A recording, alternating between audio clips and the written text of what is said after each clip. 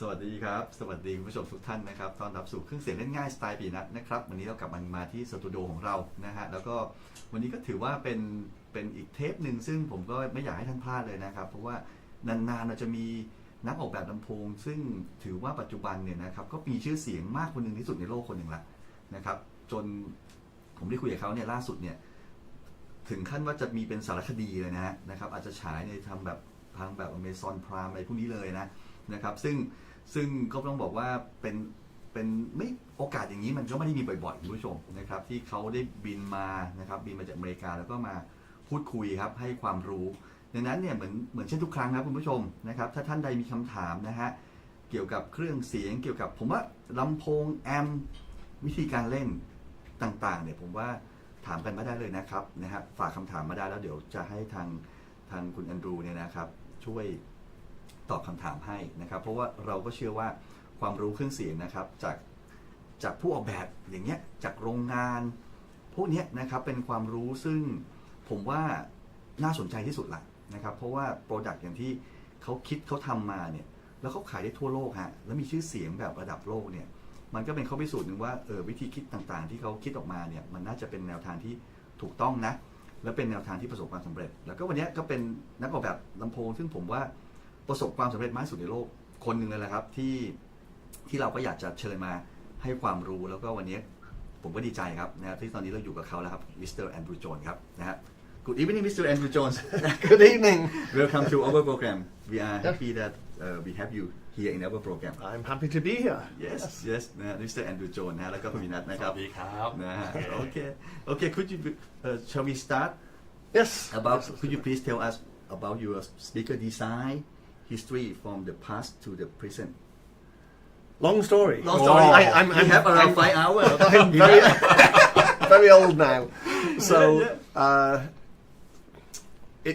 I like to say it started at birth because I'm an identical twin okay and my brother is left-handed and I'm right-handed okay. so we're what's called mirror twins mirror twin okay. so we were born as a stereo pair okay Wow left and right Wow คุณแอนดูมีฝาแฝดด้วยนะครับนะ and my แฝดเขาจะใช้มือซ้ายเขาถนัดมือขวาเขาบอกเหมือนแบบเป็นคู่กันมาเลยนะครับ and my parents are fortunate that quadraphonic didn't exist then else there might be 4 of us so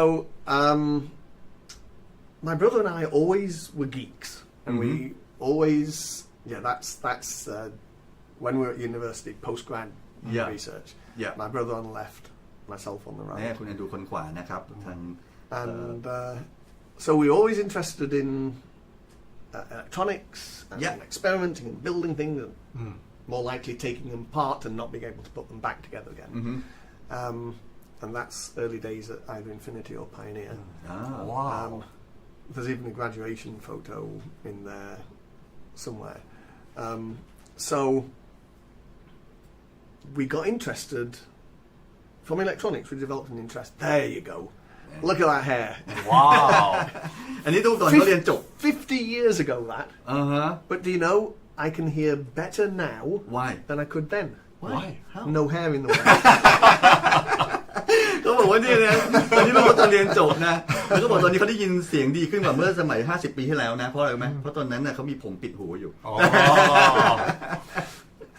So we got interested in hi-fi photography and hi-fi Okay every bit of money we earned we spent on either buying hi-fi or experimenting trying to build things Yes and for some reason my interest developed into loudspeakers my brother kept the interest in electronics okay and so I started playing around trying to build speakers I never finished a single speaker I ever started it's great if you're going to research not so great if you're going to product development so but we both decided this is what our life is this is what we want to do so I was very fortunate to have that early a clear direction of where I wanted to go and so he went off to one university and to study electronics I went off to a different university to study physics physics with acoustics and so Physical acoustic. this was my initial training. yeah And once I got that degree, I went over to his university to do postgrad research in an audio research group. And he was doing development of amplifier topologies. I was doing early work on computer-aided crossover network design. And so after that research, he went off to work in initially in sound for video, vision type things. I worked in the noise cancellation research group. Noise So in the cancellation very research. early days of, so this was in the This is a new thing. early 80s. โอ้โห I mean, it's common, it's everywhere now. Okay. So after a couple of years, he joined me in that group and stayed on in that field for about 30 years and did Okay. a lot of the development that led to all of the headsets, the active noise headsets. โอ้โห I did it for about 3 years, and then I got an invitation to join KEF. Ah, And yeah, okay, okay. okay. Let me make some translation to Okay. the audience คือเขาบอกอย่างนี้เขาว่ามีฝาแฝดใช่ไหมครับฝาแฝดของคุณแอนดรูเนี่ยเขาก็สนใจเรื่องการทำแอมป์ส่วนเขาเนี่ยสนใจเรื่องการทำลำโพงครับ Loudspeaker คือเขาชอบทางนี้มาเลยแล้วก็ตัดสินใจว่าเนี่ยยังไงก็คงจะไปในทิศทางนี้ในการที่จะแบบทำงานในเวนี้ก็ไปเรียนกันอะไรกันก็มีรูปที่เขาเรียนแล้วก็เรียนจบมาทางพี่เขาก็ไปจบเกี่ยวกับทางทำแอมป์ตัวเขาเองก็มาจบทางการทำลำโพงแล้วยุคนั้นเนี่ยเขาก็ทำโปรเจกต์ทำอะไรเกี่ยวกับการทำพวก noise cancelling นะซึ่งคุณน้องยศ มันเป็นเรื่อง ยุค ใหม่ เวลานั้น มาก ถือว่าเรื่องใหม่ปัจจุบันเนี่ย เป็นเรื่องใหม่ อาจจะเป็นเรื่องที่แบบแหมอะไรก็มีแล้ว noise cancelling แต่เขาเนี่ยตั้งแต่ยุคนั้นเลยที่แบบเขาก็ 30 ปีก่อนนะ เริ่มที่จะคิดทำคิดเรื่อง noise cancelling มาแล้วเขาก็บอกว่าพอหลังจากนั้นเขาก็มาจอยที่บริษัทลำโพงผลิตลำโพงที่ชื่อว่า KEF โอเค please continue So KEF in those days, yes and back again these days, KEF and B&W in England, Okay. great rivals. yes Wow. oh yes yes Doing all fundamental research. But KEF for me was the company I'd always been interested in, and I'd known the the director of engineering, Laurie Fincham, and through hi-fi shows and everything, and he invited me to come down and look at the factory and Yeah. have a look around. And I thought, okay so I came down and did all of that.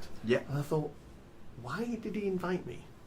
After all the years I've known him, and it was because when I got there, Yes, it was yes, a job yes, interview. yes, yes, Right. yes. So I got the job.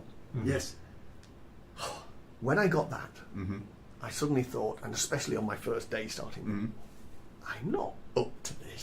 I'm not good enough to be a KEF. I had strong anxiety about this. But here I am now, 40 odd years later, and it's all worked out. KEF was, I say I went to university to study physics with acoustics, but my kind of university of speakers was at KEF. So they were very strong on engineering research. For my first 5 years or more, I was in research, improving measurement techniques and doing all sorts of different things. And we had access to everybody. You know Teal Small parameters that everybody uses, Yes. Dr. Richard Small and Dr. Neville Teal. Well, Richard Small actually joined us at KEF, and he was head of research, so he became my direct boss. And I could learn so much from him. Yeah. And Peter Walker, who founded Quad, Yeah. and developed all the electrostatic speakers, became a very good friend. He actually invited me to study under him and replace him when he was retiring. But from a career point of view, I thought moving coil speakers might be better for me. But lifelong friend, and if you ever met him at dinner and he was talking about things, like, I'm having this difficulty, I can't quite understand this. Peter said, let me think about that. And a couple of days later, hello, it's Peter here. I was thinking about what he said at dinner, and he just had this great explanation. Yeah. So we had access to everybody. And that was invaluable. So many mentors. And that was what was fascinating and helpful. okay So I was there 11 years. 11 in And, KEF yes, and ended up as chief engineer, still under the director, who Yeah. was Laurie Fincham. And then Floyd Toole invited us over to the States, because Floyd had moved to the States. He was Canada originally. Yeah. So the year you work with KEF is before they invented the UniQ, right? No, I was at KEF when we developed UniQ. Oh, you developed UniQ. So oh, I was okay. still in research at that point, Yeah. but product development and starting to work on trying to put this concentric driver together. Oh. How come of this idea at that time? It's very new design because I remember the KFQ series from the beginning. It looked very so exciting to see this kind of Yeah, this driver. It's not so much that putting a tweeter in the middle of the bass completing it. Of course, Tannoy with the dual consumption have been doing it for years. Yeah. But for that, the compression tweeter is behind the woofer magnet. So unusually, the sound of the tweeter arrives later than the sound from the woofer. Woofer. On a normal speaker with the tweeter on the baffle Yeah. and the cone behind it, the tweeter arrives first. Oh. Right? So right. it's very different. Right. But to use a regular type of dome tweeter with the magnet you have, you can't fit that such that it can arrive at the same time. Okay. But they just developed neodymium magnets. They were not available in the hi-fi industry at that point. Okay, neodymium. But it was the very first days of neodymium magnets. Okay. So we went to a company in Germany that was making them, and we had to tool a magnet specifically for doing this. You know, a 1-inch diameter, 25mm diameter. Special I'm not in America any longer. I can use metric. 25mm diameter, 3mm or 5mm thick, to have the same strength as what would normally be a big ferrite magnet. Okay. That now enabled us to put it directly on top of the base pole, so now it's exactly at the apex of the cone. Now the time arrival is predominantly the same before you do other things to it. And so Okay, let me make some translation. เดี๋ยวจะค่อยๆไปนะเพราะว่ามันน่าสนใจมากผมได้ความรู้อีกแล้วนะครับคือเขาก็มาทำอยู่ที่เคฟผมอาจจะสรุปสั้นนิดนึงนะเขาก็ทำอยู่ที่เคฟมาประมาณ11 ปีเขาบอกว่าเป็นสตอรี่ที่ดีเลย เขาบอกโอเคเขาอาจจะจบฟิสิกส์จากมหาลัยแต่เคฟนี่เหมือนกับเป็นโรงเรียนสอนเขาเรียนลำโพง เป็นมหาลัยในการทำลำโพง แล้วก็รู้จักคนมากมายที่อยู่ในธุรกิจครับนะฮะเหมือนกับว่าทุกคนก็เหมือนเป็นพี่เลี้ยงเขา ใช่ก็เหมือนว่าความรู้นี่มันอยู่รอบตัวแล้วก็เข้าถึงได้ง่ายอ่ะสำหรับในสตาฟของทางเคฟเนี่ยนะครับเขาก็แชร์ริ่งกันได้อย่างเป็นอย่างดีเลยแล้วก็หมายถึงว่าแบบคนของแบบบริษัทอื่นด้วยที่แบบรู้จักกันคนทำลำโพงควอตอะไรต่างๆเนี่ยก็คือเขาก็เหมือนกับว่าเนี่ยคนพวกนี้เป็นพี่เลี้ยงเขาทำให้เขาเนี่ยสามารถที่จะแบบโอ้โหแบบมีความรู้มากขึ้นแล้วผมก็ถามเขาว่าตอนที่เขาทำเนี่ยหนึ่งในโปรเจกต์หนึ่งที่สำคัญก็คือการพัฒนาดอกUniQ น้องมีรูปดอก UniQ ไหมครับปัจจุบันก็ได้นะครับของเคฟนะซึ่งสมัยก่อนเนี่ยผมจำได้เพราะว่าผมเป็นเรื่องใหม่ตอนนั้นเลยผมก็บอกว่าตอนนั้นเนี่ยเคฟคิวเนี่ยแต่ก่อนมันจะมีเคสต้าใช่ไหมแล้วก็มีเคฟคิวซึ่งแบบเป็นแบบดูอัลคอนเซนทริกเนี่ยซึ่งเอาดอกเสียงแหลมไปไว้ตรงกลางของวูฟเฟอร์ของเสียงวูฟเฟอร์เขาบอกจริงๆแล้วเนี่ยคือมันไม่ใช่แค่อยู่ๆคุณจะเอาไปแปะอย่างนั้นก็ได้นะเพราะว่าถ้าคุณใช้เป็นไอปกติเนี่ยถ้าคุณเอาไอ้ดอกเสียงแหลมไปวางไว้ตรงปลายของวูฟเฟอร์เนี่ยแหลมมันก็จะมาช้ากว่ามันจะทำให้เกิดแบบความช้ากว่ากันใช่ไหมครับซึ่งพอเขาก็ทีนั้นเนี่ยเขาต้องไปใช้ตัวแม่เหล็กนีโอไดเมียมพิเศษซึ่งแต่ก่อนแม่เหล็กมันจะมีแต่เฟอร์ไรซ์ใช่ไหมครับแล้วก็นีโอไดเมียมเนี่ยก็จะทำให้ไอ้ความเข้มข้นของเสียงแหลมเนี่ยมันวิ่งมาได้ทันกับเสียงของเสียงเบสได้มากขึ้นอันนั้นก็เป็นวิธีตอนนั้นเขาต้องไปครีเอทตรงนี้ขึ้นมาใหม่อ่ะใช่เป็นสเปคที่ครีเอทขึ้นมาใหม่นะครับโอเค please continue wow I never know this story oh I will apologise to Kev here. That was not my UniQ. No. That's a modern one after I left. And Kev are doing amazing things with concentric drivers these days. Yes. So I was in research at that point, but once I crossed over to product development, I was able to start developing with concentric drivers. Yeah. And it seemed to me that what the concentric driver did, I'd read a research paper that said the next frontier in speaker design is controlling the directivity response. Directivity response? Okay. Yeah, so is it the same when you move away from the on-axis. Because in the old days, when we measured and developed speakers, maybe we had an anechoic chamber. Yes. Most people did not. They're very expensive.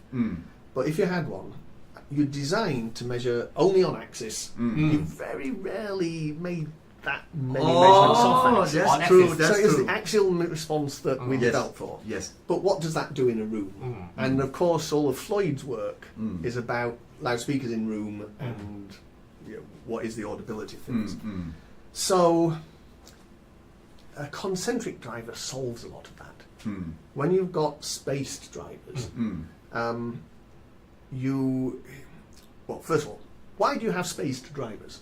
Because a single driver cannot adequately cover the whole frequency range. Right? Okay. Yes. You can't go down to 20 hertz and 20k Yes. at any decent power level Yes. and directivity control in a full range driver. Yeah. So it's a subset of what maybe you need to do. Okay. You might be happy with it, but it doesn't do everything. Okay. So, and why is that? It's because sound reproduction has different requirements for producing low notes versus high notes. So when you produce low frequencies, the lower you go, the more volume of air you've got to push. But you're only doing it slowly. Yeah. For high frequencies, you've got to move it very fast, Fast. with just a small amount of air. So the optimum driver for high frequencies is small and light. Yes. Small. Yes. Tweeter. Yes.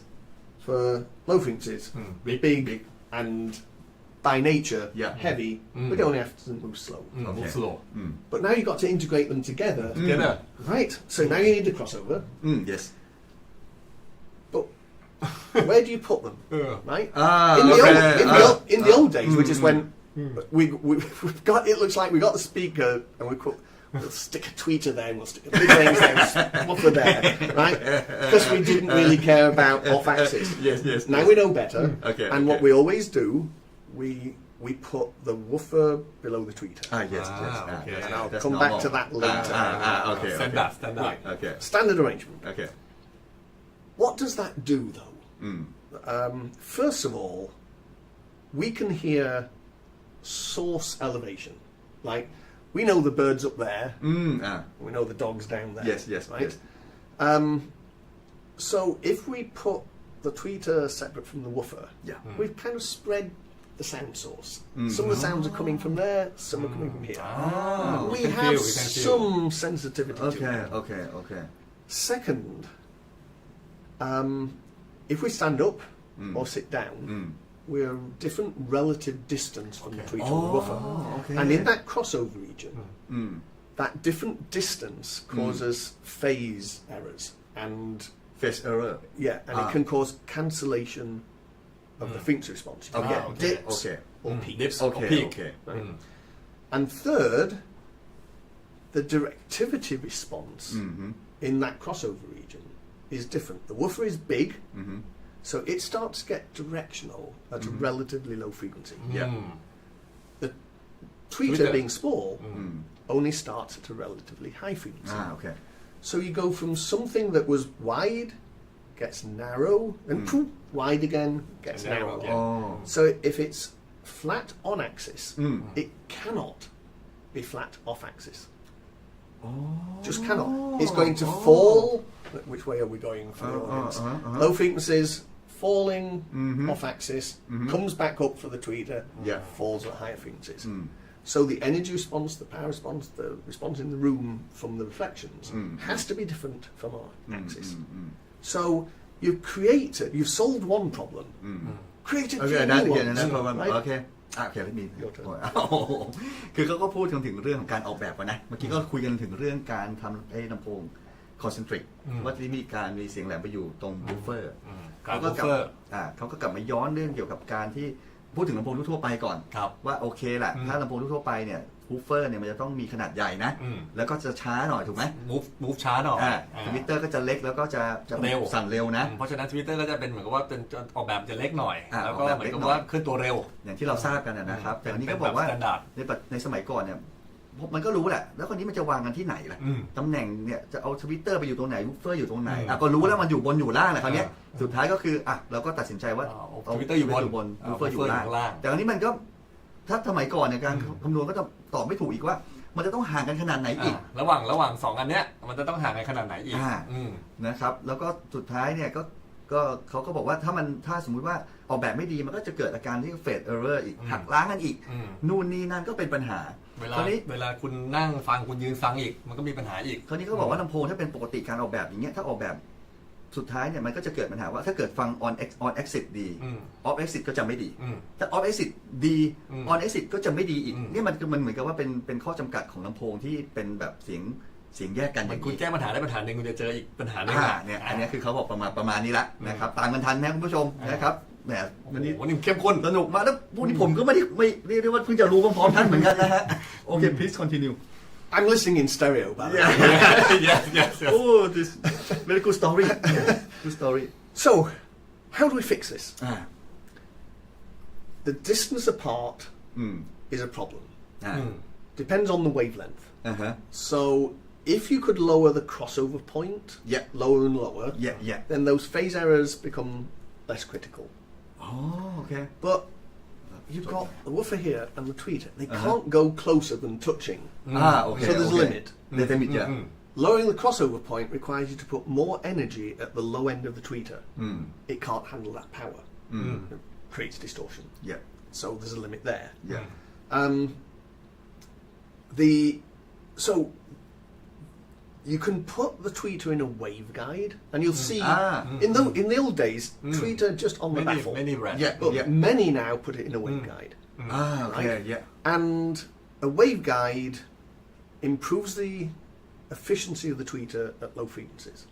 Okay. It also sort of matches the directivity to what the woofer would be. So as you go off axis, horizontally anyway, now instead of doing this off axis, it will just gradually drop down. A bit more directional than just a tweeter on a baffle, but do you want uncontrolled wide directivity or controlled more narrow directivity? Okay. Right? Okay. Speaker engineers could argue with each other forever about that, right? Do you want omnidirectional? Narrow directivity? What you do want, though, is controlled directivity. Yeah. Right? A uniform response when you go axis. So the problem with if you put it in a waveguide, you've now got to you've moved them further apart. Yeah. So all that work you did to improve the efficiency to lower the crossover point, you got to lower it even more. So there's a limitation. Yeah. So you've partially solved the problem, but not fully. But what if you just put the tweeter in the middle of the woofer? Right? You've solved all the vertical problems. There's no spacing. There's no phase errors. Okay. You've matched the directivity because now instead of putting the tweeter in its own waveguide, the cone is the waveguide. The waveguide for the tweeter. Right? Oh, okay. Now you've got uniform. I will qualify. Engineers always qualify. We can solve any problem now. Marketing would always come to me. They want a statement for some marketing, and I start giving them answers. I go, well, it's this, but but, and he goes, Andrew, there are no buts in marketing. So short message. Yes, short message, short, simple. So you've fixed a lot of these problems, but there's no such thing as a free lunch. What problem have you now imposed on it? What is this? Well, the first obvious thing is the cone's moving. Right? Yeah. So your waveguide is moving. Checking also. It's moving also. What do you do about that? So let me เดี๋ยวมันค่อยๆไปนิดนึงฮะสนุกมากคือเมื่อกี้เขาบอกว่าไงนะเขาบอกว่าเราจะแก้ปัญหานี้ยังไงตอนแรกมันเป็นลำโพงปกติ แบบปกติอยู่อย่างเงี้ยที่วาง Twitter กับ Woofer อยู่เนี่ยบนกับล่างเนี่ยนะที่คุณชวัตบอกไปเมื่อสักครู่นี้ว่าการทำแบบนั้นเป็นยังไงเนี่ยแล้วที่เกิดปัญหาขึ้นน่ะเมื่อกี้นะครับ 2-3 ข้อเขาก็เลยบอกว่าแล้วเราจะแก้ปัญหา พวกเนี้ย ครับ ได้ยังไง ครับ อืม นะฮะแล้วก็บอกคุณอาจจะใส่เว็บไกด์ก็ได้ ที่ Twitter ที่ Twitter อ่า แต่เว็บไกด์เนี่ยมันก็ทำให้บางอย่างเนี่ยมันก็มีปัญหาอีก ถูกต้อง นะครับมันก็กลายเป็นว่าไอการออกแบบลำโพงโดยการที่เอาเสียงแหลมกับเสียงทุ้มอย่างเงี้ย ไปอยู่ห่าง บาง กัน ทีห่างกันมากก็มีปัญหาอีก อืม นะครับใส่เว็บไกด์ก็ยังเกิดปัญหาอยู่ ก็เลยบอกว่ามันก็คนก็บอกคิดกันไปสารพัดอ่ะจะไปยังไงคุณจะไปแบบ omni direction เลยจะไปกันเอาไอ้ Twitter ไปอยู่หลัง baffle หน่อยนึงไปอยู่หน้า baffle หน่อยนึงคือพยายามแก้ปัญหาทุกอย่าง แต่สำคัญก็คือได้ directivity control ด้วยที่มันต้องมีตรงส่วนนี้ด้วยนะ ใช่ไหมครับตอนนี้เขาก็บอกว่าเอาอย่างนั้นเอาดีสุดเลยก็เอา Twitter ไปอยู่กลางตรงนี้เลยกลางโคนตรงนี้เลยดีกว่ามันก็จะแก้ปัญหาเรื่อง direct ไอ้เรื่องทิศทางด้วยเรื่องของเฟสด้วย หลายอย่าง เรื่องของ แก้ได้ ห ห ลา ลาย ย อ อย่าง ย่างนะครับแต่เขาบอกว่ามันก็เลยพอมันจะทำอย่างนี้จริงๆเข้าเนี่ย แก้ได้หลายอย่างก็จริง แต่มันก็จะมีปัญหาอยู่เวลาที่คุณใช้งานจริงๆ เขาบอกว่าอ่ะอย่างตอนนี้พอคุณใช้ Twitter อยู่ตรงกลางของบูฟเฟอร์ใช่ไหมครับไอตัวบูฟเฟอร์มันก็ทำหน้าที่เป็นตัวเว็บไกด์ละ ก็คือใช้โคนตรงนั้นเป็นเว็บไกด์ แต่คราวนี้ปัญหาก็คือเอาเว็บไกด์นี้มันสั่นนะดิ เพราะว่าเวลาที่บูฟเฟอร์มันสั่น ปุ๊บ ไอเว็บไกด์ของ Twitter มันก็สั่นด้วย เว็บไกด์ของตัวเนี้ย Twitter ก็มันก็สั่น สั่นด้ ด้ ว วย ยแล้วยังไงต่ออ่ะโอเค Please I would say I'm going to Google Translate to see whether you explained it correctly. So, first issue with the moving cone. Yes, moving yes. cone. One of the objections often raised is you get Doppler distortion because Doppler distortion. The train is coming towards you, and the pitch goes and then goes as you go. Right? Doppler. That's called Doppler distortion. Okay. Yes. When a sound source is moving, it changes the pitch. Right? On and off like. So this is a frequency modulation. Yeah. However, the evidence of Uh-huh. Doppler distortion as to audibility. There's a lot of papers that say it's not really audible. Some people say it is, and it's always the first objection raised when someone wants to destroy a concentric driver. Okay. Well, the easy way to deal with that, and I've said this over and over again, is that stop the cone moving. Okay. Well, it has to move. It has to move because that's how it produces sound. So how do you do that? Well, when we look at how you produce sound, like I said, for low frequencies, you have to move a large volume of air. So you either have to have a large radiator or a small one moving a long way. As you go down in frequency, the lower in frequency, the more it's got to move. Yes. So if you stop your concentric driver from producing bass, it doesn't really have to move. Okay. Right? If you cross over, let's say 200 hertz, Okay. you'll barely see the cone move. I understand. So a three-way system solves that issue. Okay. Right? Okay. And there's another factor in this. In order to allow the cone to move, you have to have the surround. Okay. Right? The surround seals, it's a moving seal. Now, most drivers, if you look at them, the surround is a half raised, half circle of rubber. But when that's at the edge of your waveguide, it disrupts the sound that's radiating from the tweeter, and it hits that surround and re-radiates. And you'll see a big dip in response directly on axis. It goes away off axis, but it's there on axis. So you've had two problems if you allow it to make bass. It's got to move, and you've got a big surround. But if it doesn't need to move, the surround is just very small. So it no longer disrupts the wave. The cone no longer causes any modulation. You've fixed all your problems. But you need a three-way. Okay. And so I'm on record Yeah. often of saying, well, first of all, I've said the best two-way is a three-way, right? Because we need three-way because we need the bass.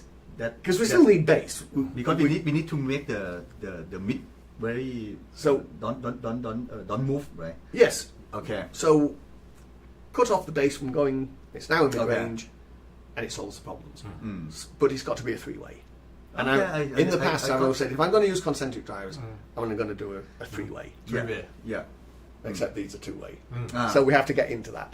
อ๋อโอเคโอ Why เค are โอเค these, โอเคโอเค right? โอเคwe stop from this Yeah. โอเคก็คือเขาเมื่อกี้ก็คุยกันที่ว่าพอปัญหาครับเสียงตัวโคนมันใช่ไหมครับพอตัวโคนปุ๊บเนี่ยโคนมันขยับมันก็กลายเป็นว่าเวฟไกด์นี่มันไม่นิ่งละแล้วมันก็จะเกิดที่เรียกว่าด็อปเลอร์distortion ที่เขาพูดถึงเหมือนกับว่าเสียงบางทีมันวืบมาบ้างแบบมาหายอ่ะดังมั่งเบามั่งอย่างเงี้ยซึ่งบางคนก็ฟังออกบ้างบางคนก็ฟังไม่ออกอันนี้ก็แล้วแต่มันก็จะเกิดเหตุการณ์นี้คนนี้ก็บอกว่าอ้าวแล้วจะทำยังไงให้เป็นการแก้ปัญหาตรงนี้ก่อนเขาบอกว่าถ้าแก้ปัญหาตรงนี้ก่อนเลยเนี่ยต้องทำให้ไอ้ดอกเสียงวูฟเฟอร์เนี่ยมันไม่ขยับหรือขยับน้อยก่อนดังนั้นเนี่ยก็คือไม่ต้องให้มันทำงานย่านเบสมากไปทำงานย่านเสียงกลางซึ่งมันก็จะขยับน้อยแล้วก็ไปทำตัวขอบของดอกเนี่ยให้มันแน่นขึ้นดีขึ้นทำให้ตัวดอกขยับน้อยแต่เขาบอกว่าแต่ไอเดียนี้มันจะสมบูรณ์แบบคือมันต้องเป็น3ทางสิเพราะว่าเราก็เอาไอ้ที่จะต้องขยับเยอะวูฟเฟอร์เนี่ยไปเพิ่มอีกดอกหนึ่งใช่ไหมคุณปิ๊กผมเข้าใจถูกไหมไปอยู่ด้วยกันก็แล้วไอ้ตรงเสียงกลางก็ขยับไม่เยอะพอขยับไม่เยอะปุ๊บไอ้ปัญหาตอนแรกที่เกิดขึ้นเรื่องของDoppler distortion ก็จะหายไปอีกก็ทำให้เสียงแหลมมันทำงานมีประสิทธิภาพขึ้นกลางก็เคลียร์เบสก็อยู่ส่วนเบสไปแต่เขาบอกว่าแต่เดี๋ยวมาดูลำโพงที่เขาดีไซน์ตรงนี้มันเป็น2ทางซึ่งเดี๋ยวเขาจะว่าอีกทีนึงว่าเขาก็ถึงได้บอกไงว่าเขาตอบบ่อยว่าถ้าเป็นอย่างนั้นต้องใช้3ทางแต่ไม่ใช่สำหรับอันนี้นะอันนี้เป็น2ทางโอเค Okay. So how do you get around this? If when you do it as a three-way, you've now added cost and complexity. Yes. So all my designs up to now have been three ways, and when it came to moving to MoFi and coming with creating a speaker for them, we were looking, and it was a case of Andrew come up with some ideas of what he might do, which is great. Yes. It's a big responsibility. Yes. Suddenly, Yes. What am I going to do? Yes. But there was just two really simple ideas given to me. We like bass. Me too. We do. Yes. And the second was this theme of mid-century modern revival, going back to 50s, 60s, 70s, the big speakers with the big woofers, the popularity of the reissue of the JBL 100, and from a visual design also. This, if you pick up, I like to say, if you pick up any interior design magazine these days, you'll see all this mid-century modern houses. Except when I say that at a show, I look at the audience and go, none of you ever pick up an interior design magazine. Okay. However, I started thinking, I get a chance to work with a big woofer. 10-inch, let's do a 10-inch woofer. The last 10-inch woofer I did was for the TAD reference speaker. So, that's cool, but okay, three-ways. Now we've got a 10-inch woofer, and we've got a concentric driver, and the crossover to go with it. It's we had an idea maybe of what price point we want to achieve with this speaker, but the size and the crossover and the three drivers, it's working against trying to produce something at maybe at the price point we initially thought. But then I thought, well, this idea that the way to create bass is a small woofer moving a long way, or a big woofer not moving much at all. Big woofer not moving much. So, the bigger the woofer, the less distance it needs to move to produce bass. Right? A 10-inch has about 4 or more times the area of a 5-inch. So, it only needs a quarter of the amount of movement to produce bass. So it's shorter. So doesn't that mean I can do a two-way concentric if I do a 10-inch woofer? Do all concentric with a 10 inches woofer. Yes. So that was it. That was my aha. This is what I want to try and do. I'd not ever done it before. Yes, but I always surprised when I saw your first time 10 inches concentric. I never seen this kind of the speaker design from you before. Not from me. I mean, like we said earlier, Tannoy, Yeah. been doing them for longer than I've Yeah, been but alive, not right? from you. But not from me. Yeah. So this is the direction I set myself. Yeah. Now I've got to do it, right? Okay. And keeping my fingers crossed. ทีนี้เขาก็บอกว่าของเขาเนี่ยพอตอนนี้พอมาทำโมไฟเนี่ยคือตอนนี้สิ่งที่เราจะเห็นเลยคือว่าจากประสบการณ์เขาเนี่ยอย่างที่ผมบอกว่าเขาอยู่ในวงการมาน่าจะ50 ปีแล้วนะครับ40-50 ปีแล้วแต่ผมไม่เคยเห็นว่าเขาเนี่ยทำลำโพงอย่างเงี้ยฮะที่เป็น10 นิ้วนะครับแล้วก็เป็นแบบคอนเซนทริกก็คือมีเสียงแหลมตรงกลางทวิตเตอร์ใช่ไหมครับแล้วก็เสียงทุ้มอยู่อย่างนี้ซึ่งเป็น10 นิ้วซึ่งเมื่อกี้เขาบอกว่ายิ่งมันก็ควรจะไม่ถ้าเป็นสมัยก่อนอ่ะมันควรมันจะเป็นแบบดอกเสียงกลางแล้วก็เอาเสียงเบสไปใส่วูฟเฟอร์ซะวูฟเฟอร์เป็น3 ทางไงเป็นสมัยก่อนคือวูฟเฟอร์เนี่ยเป็นตัวอาจจะไม่ใช่10 นิ้วใช่ไหมแต่ว่าแล้วตัวทวิตเตอร์กับตัว mid range ก็ไปอยู่ด้วยกันนะครับแต่ว่าเขาก็เท้าความมาว่า10 นิ้วเนี่ยดอกเนี่ยที่เขาจะมาทำในตัวอย่างตัวใหม่เนี่ยเขาก็คือเขาได้โจทย์มาใช่ไหมว่าคือพอเขาไปอยู่โมไฟเนี่ยสิ่งสำคัญคือว่าโจทย์คือเราจะสร้างสิ่งใหม่ๆขึ้นมาได้ยังไงครับเขาก็เลยลองมาคิดดูว่าเฮ้ยมันจะเป็นไปได้ไหมที่จะทำ dual concentric เนี่ย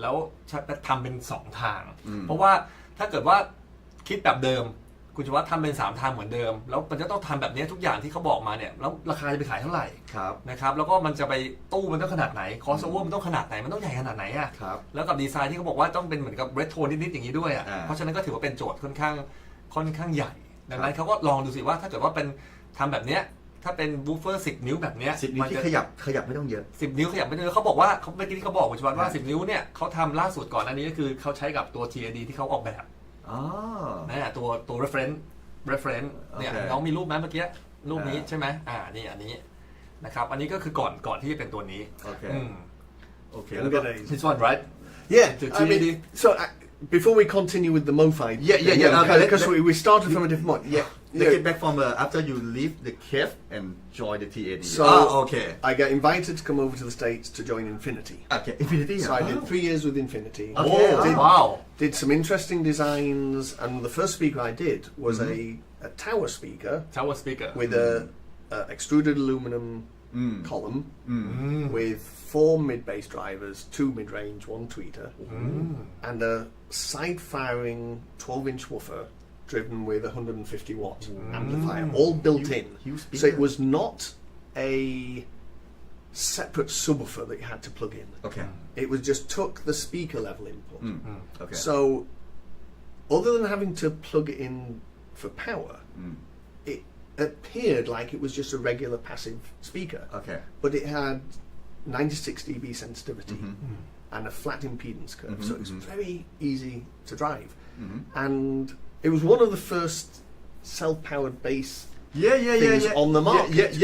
Right? And because it always seemed to me, always the biggest difficulty with speakers, if you want high efficiency, you can't have it. You can't have everything. You got box size, bandwidth, efficiency. Okay. The more bass you want, the smaller the box, the less sensitivity you get. Okay. So if you want a high sensitivity speaker, it has to be huge, or it has no bass. Right? There's no way around that. Right. But if you self-power the bass speaker, so that your amplifier isn't having to drive it, all the mid-range, let's say in that case above 100 hertz, can be 96 dB. Okay. But the internal amplifier is assisting the bass driver, so you don't have to worry about it. So that's one of the things I did at Infinity. Nearly all my first speakers were self-powered bass sections. And my brother developed the electronics for it. Wow. The amplifier inside? Yes. Wow. Together. Oh, I never know this story. Yes. So after that time, I joined Pioneer. Pioneer. Okay. Let me make this translation. นี่แบ็กกลับไปหน่อย แบ็กกลับไปหน่อยเขาบอกว่าพอเขาออกจากเคปใช่ไหมครับเขาก็มาอยู่ที่อเมริกาทีนี้อยู่อเมริกาปุ๊บเนี่ยจริงๆตอนแรกผมคิดว่าเขามาอยู่ที่ TAD เลยไม่ใช่นะครับเขามาอยู่ที่บริษัท Infinity ก่อนแล้วก็เขา3 ปีแล้วเขาก็ทำลำโพงซึ่งวันนี้ผมไม่มีรูปนี้ด้วยนะครับเป็นลำโพงที่เขาบอกว่าตอนนั้นน่ะก็เป็นลำโพงใหญ่เลยนะครับหลายดอกเลยแต่สำคัญก็คือว่ามันมีเป็นซับวูฟเฟอร์ในตัวแล้วก็แบบไอเสียบพับเวอร์นี่ก็มีแอมในตัวด้วยซึ่งสมัยนั้นเนี่ยยุคนั้นถือว่าเป็นแบบดีไซน์ที่แบบโอ้โหแบบเขาก็เป็นคนแรกๆที่คิด ลำโพงอย่างเงี้ยที่เอาซับวูฟเฟอร์ไปใส่แล้วก็เสียบปลั๊ก active นะครับเพื่อจะขับเบสนะครับเพราะเขาบอกว่าคือมันเรื่องฟิสิกส์การออกแบบลำโพงอ่ะคุณอยากจะทำลำโพงยังไงคุณหนีไม่พ้นถ้าคุณอยากจะได้ลำโพงความไวสูงมันก็ไม่ค่อยมีเบสแต่ลำโพงขับง่ายมากๆเบสมันก็จะน้อยอย่างเงี้ยมันแต่ลำโพงขับน็อตอะไรนะขับยากเบสก็จะเยอะอย่างเงี้ยซึ่งแก้ปัญหาโดยการโอเคถ้าอย่างนั้นเนี่ยข้างบนเนี่ยความไวสูงไปเลยให้ขับง่ายแล้วก็ข้างล่างเนี่ยอันนี้ตัวช่วยแอมในตัวเลยแล้วแอมเนี่ยก็เป็นของพี่ชายเขาที่เป็นฝาแฝดเนี่ยที่เป็นคนออกแบบทำแอมใส่เข้าไปโอเคแล้วหลังจากนั้นมาก็เขาขยับมาต่อโอเคครับ Prelude that's the one Is this one Yes โอเคโชว์น้องมาทีมาผมหาเจอด้วยเดี๋ยวขออนุญาตเพราะว่ารูปนี้ผมไม่ทราบผมไม่ได้เตรียมเอาไว้เพราะว่าต้องเช็คก่อนนะผมไม่รู้ว่าเขาเคยทำลำโพงตัวนี้ด้วยนะฮะโอเค Give me some time Okay, we'll come back. Half the day. Yeah, but I'll still be here talking, so you got plenty of time. Yes, that's Infinity Prelude. So you can see down at the bottom is the bass cabinet with a side firing woofer, nice extruded aluminum cabinet. What is the model name? Prelude. Prelude. Oh, okay. So อันนี้ก็คือเห็นไหมถ้าคุณดูข้างหลังเนี่ย Prelude PR1 I think PR1 นะฮะก็ข้างหลังจะเป็นข้างล่างเห็นไหมจะเป็นตู้ซับเนี่ยชัดเลยเนี่ยนะฮะตู้ซับเลยแล้วข้างบนเนี่ยก็จะเป็นพวกกลางแหลมต่างๆเลยเห็นไหมครับโอ้นี่ถ้ามันดีไซน์สมัยนั้นนี่ถือว่าล้ำจริงๆนะฮะโอ้โห It's quite new design at that time 1983 to 95 I released that 30 years ago 30 years ago Oh so wow but still look modern yeah timeless design good industrial design yes so after Infinity I was there 3 years and then I got invited to join Pioneer. I got a speaker design group based in Southern California and so I was kind of I forget what my title was probably chief engineer or something like that. And everybody when I joined was saying, with your history, why are you joining a Japanese speaker company? Because certainly in those days, it wasn't considered in the West, let's say, that Japanese speakers were any good. And yet, there's plenty of examples. The Yamaha NS1000. NS1000 is a classic speaker. But maybe they weren't voiced like we wanted. But engineering-wise, they were really good, always good. And Pioneer, if you looked at all the research papers that the Pioneer Corporation had done in speaker design, just fantastic. And so I knew that they got great engineers and great facilities to develop things. And so I was very excited about that because the idea of working with them to develop new ideas and new speakers. When I first went over and met them, I said, can you just leave me alone in your lab? Let me just walk, let me open all the cupboards, let me see what you've got. I'll have a bit of that and I'll have a bit of that. So I started developing speakers and one of the first really good speakers I developed with them was this four-way speaker. Called the under the name Pioneer. Yes, TZF 700. TZF I don't know when we found it yet. That's the other half day. So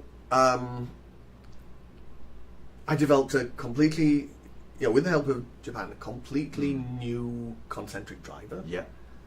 The cone didn't move, it just flexed. It was fixed at the edges and it flexed. Looked like an eyeball. So it was an eyeball on top of this, again, very modern cabinet. When we finally find it, we'll show you.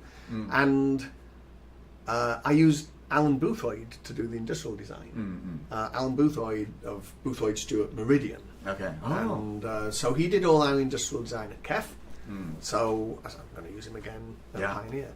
So again, concentric driver, quite advanced design, and self-powered bass section again. So started doing all this design work with Pioneer, and then we started a research project. I think we called it JP 2000. Okay. And what is the future of pioneer drivers? Where are we going with technology? What should we do? So all of us got together to brainstorm concepts. And so we'd started along this path. And, you know, I should say that one of the other things that attracted me about Pioneer was Pioneer had a group called TAD. Okay. Technical Audio Devices. Technical audio devices. Yeah, for Okay. professional drivers. Okay. And back in 75, 76, they developed a beryllium, a 4-inch beryllium compression driver. Beryllium compression driver. It was the first and only ever been sort of matched in the last decade. Vapor deposited beryllium. Yeah. So, you know, I knew they'd got this kind of technology. So, we started this project to say, you know, what should future drivers be? And then at some point within that time period, back here in the US, we decided we were going to do a higher, not high end, but more than a few $1,000s, $5,000-6,000 speaker. But can we sell it as Pioneer? So we thought, well, we have the Elite brand name in the US. Okay. Let's call it Elite. Nobody wanted to call it Elite. Okay. So I said, oh, we have TAD brand name. That's associated with high end. Okay. So, but in the pro side, Pro side. why don't we use that? Yeah. Well, that wasn't. I wasn't just allowed to say I'm going to take that brand and put it on my speaker, right? So we had this big conference, and a lot of the people from Japan came over. From and we, TAD. and we toured all the studios in, you know, Capitol Records, you know, the famous Capitol Records and the tower, and Bouton Studios and the record plant. And we asked them what the reputation of the TAD drivers and systems were, and they said it's the absolute best. So we got the idea, well, we can't do a 5,000 TAD speaker. How about a flagship? Okay. Flagship, I'm in. Yeah. And I kind of got put as head of that project to decide what we should do. Okay. And obviously, you're working with all the engineers in Japan, Nagatani-san and Nakamura-san, just brilliant engineers, and they've become lifelong friends. And so that started the development of what became TAD Home Audio. So those speakers you showed there, one of those slides is one of the first shows I did. So it's the Model 1. Model 1 ไหน And you know, when we started to decide, the one with the yellow background. This one. Yes, the This Model is 1. the first That was the one. under the name TAD. Under the name TAD Home. Home TAD Home There was TAD Pro, Oh, and this was TAD. okay. Home. TAD Pro. Let me make the translation. โอ้โหพี่เริ่มตรงไหนนะคุณปีนะเขาก็มาอยู่ TAD นะครับผมแปลบทไปบ้างอาจจะขออภัยนะผมอยู่ไพโอเนียก่อนนะสมัยนั้นเนี่ยนะคือเขาก็บอกว่าเขามาอยู่ไพโอเนียเนี่ยเขาเห็นว่าไพโอเนียเนี่ยมีเหมือนกับว่ามีพวกเกี่ยวกับเทคโนโลยีที่ดีนะครับมีแล้วก็มีแบบพวกเกี่ยวกับการออกแบบดีไซน์สมัยนั้นถือว่าล้ำคือเหมือนกับว่าคือเรื่องของความรู้ในการออกแบบและการดีไซน์เนี่ยของเพลเนียนี่ถือว่ามีค่อนข้างครบถ้วนเลยครบถ้วนเพราะตอนนั้นเขาก็สงสัยทำไมเขาแบบมันอยู่ที่ Japanese company ญี่ปุ่นแต่เขาก็บอกว่านาทีนั้นเขาดูแล้วว่าบริษัทนี้มันมีเทคโนโลยีที่ดีแล้วตอนแรกเนี่ยก็ตั้งใจว่าจะมาทำพวกลำโพงแบบอาจจะแบบให้ไพโอเนียแต่สุดท้ายเนี่ยตอนหลังเนี่ยเขาก็ไปเห็นว่าไพโอเนียเนี่ยมีแบรนด์อีกแบรนด์หนึ่งชื่อว่า TAD ฝั่งโปรนะ TAD เนี่ยแต่ก่อนมันไม่ได้เป็น TAD ที่เป็นไฮเอ็นอย่างนี้นะครับมันจะแต่ TAD Pro เนี่ยเขามีดอกลำโพงตัวหนึ่งเนี่ยซึ่งสมัยก่อนเนี่ยล้ำเลยมันทำมาจากเบอริเลียมนะเขาเป็นบริษัทแรกๆที่ทำเบอริเลียมเป็นไดรเวอร์เลยนะฮะไม่ใช่แค่ทวิตเตอร์นะครับเป็นไดรเวอร์ซึ่งอยู่ในลำโพงที่แบบในโปรเฟชชั่นอลเขาใช่ครับแล้วคราวนี้เสร็จปุ๊บเนี่ยเขาก็นำเสนอว่าเขาอยากจะทำลำโพงนะก็อยากจะใช้ชื่อ TAD ตอนแรกเจ้านายเขาก็ไม่ค่อยยอมเขาเหมือนกับว่าทำไมไปเอาชื่อนี้นู่นนี่นั่นเขาก็ไปเช็คในตลาดว่าชื่อเนี้ยผมพูดถึง TAD เนี่ยคนที่เป็น ลูกค้าเขาสมัยก่อนนะทุกคนก็บอกมันดูมีมาตรฐานที่ดีนะชื่อนี้มันเจ๋งนะเพราะ TAD Pro สมัยก่อนมันเป็นที่ยอมรับมากเขาก็เลยได้รับมอบหมายว่าถ้าอย่างนั้นทำ TAD ก็ได้แต่ต้องเป็น TAD ที่แบบราคาสูงเลยนะเป็นแบบเรือธงเลยคือถ้าทำถูกๆไม่ต้องทำแต่ทำเป็นเรือธงเลยเขาก็แฮปปี้สิครับมีความสุขแล้วก็ได้มีวิศวกรคนญี่ปุ่นอยู่ 2-3 ท่านก็ช่วยกันแล้วก็ออกมาเป็นตัว TAD ตัวเมื่อกี้โมเดล M1 โมเดล M1 โมเดล M1 กันนะฮะตัวนี้ก็ถือว่าเป็นตัวแรกภายใต้แบรนด์ TAD Home ซึ่งคุณแอนดรูเป็นคนเนี่ยเหมือนกับเป็นคนคิดเป็นคนผลักดันขึ้นมาแล้วเป็นคนที่สร้าง TAD ขึ้นมาจากณเวลานั้นที่เขามาทำงานด้วย That is the beryllium Yes now so what we decided to do so that's when we launched it about 2003 and the guy on with me is my mechanical engineer Brett Frank yes and then we had the team in Japan working on developing the driver on the concepts that I wanted to do and the first concept I thought of was if we're doing a flagship we've got to use beryllium especially if it's going to be TAD so Pioneer were big believers in concentric technology so I said let's develop a beryllium mid-range driver so it's a 6-inch beryllium cone and a 1.25-inch beryllium tweeter and to this day it is the only full beryllium concentric driver that exists and we're still using that developed in 2003 so and what is the material for the base so the mid-bass driver is 8-inch. The bass drivers are twin 10-inch drivers. They are neodymium, short coil in the long gap.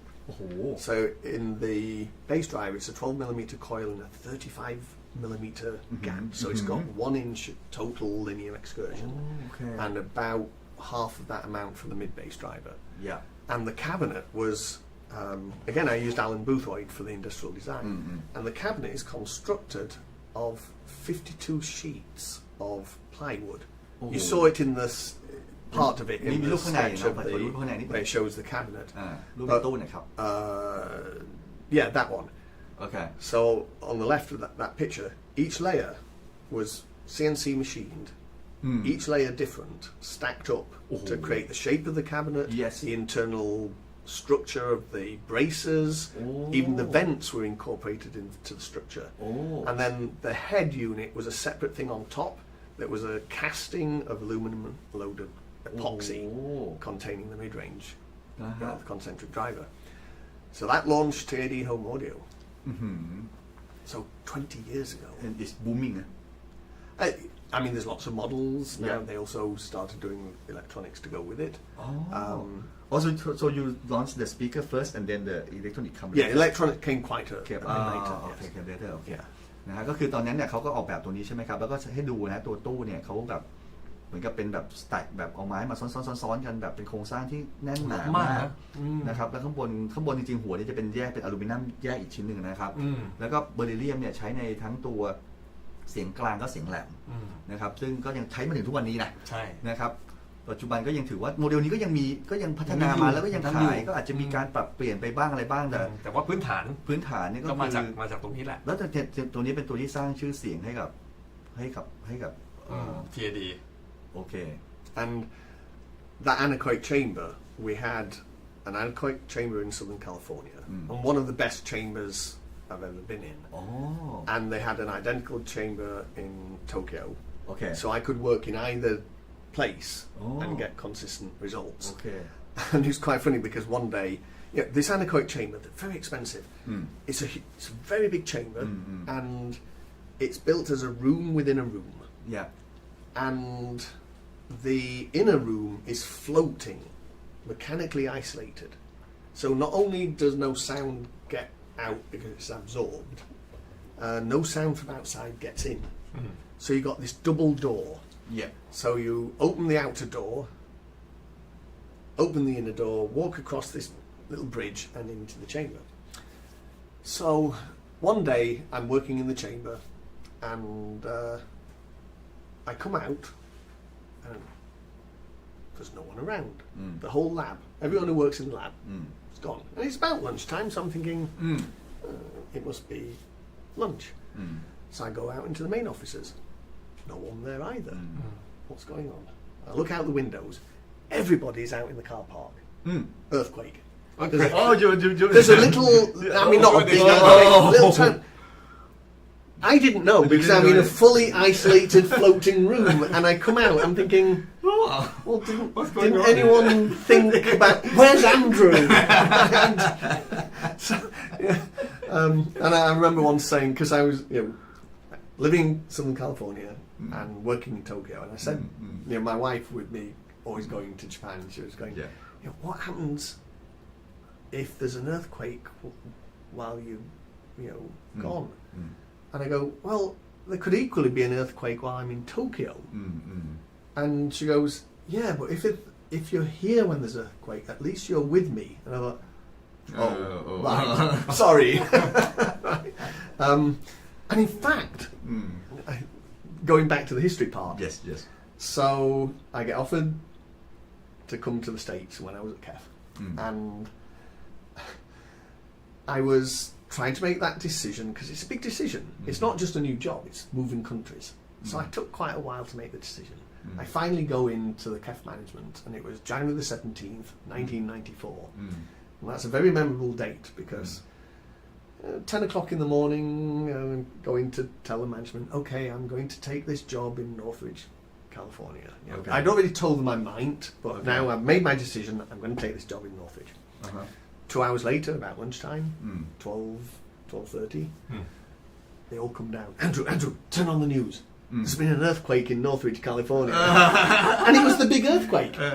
And I had just resigned to move to Northridge, California. So I held off for a while. So I worked a bit from the US, from the UK, before moving out, let everything get settled. Okay. But that was a memorable date. I resigned the day of the earthquake. Yeah. Anyway, so we did the TAD for how many years? I mean, from I started ELAC 2015. Okay.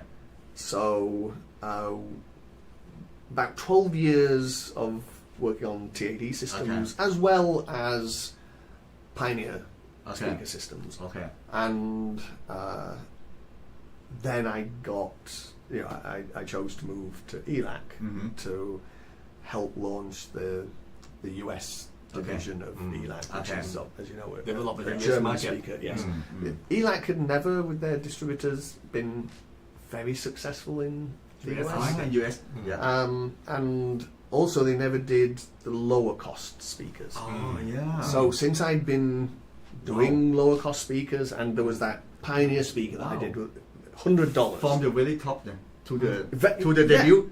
Thousand to well, that's with the Pioneer. The Pioneer started at $100 and ended up $129. So 1,000 to 1 ratio of price point.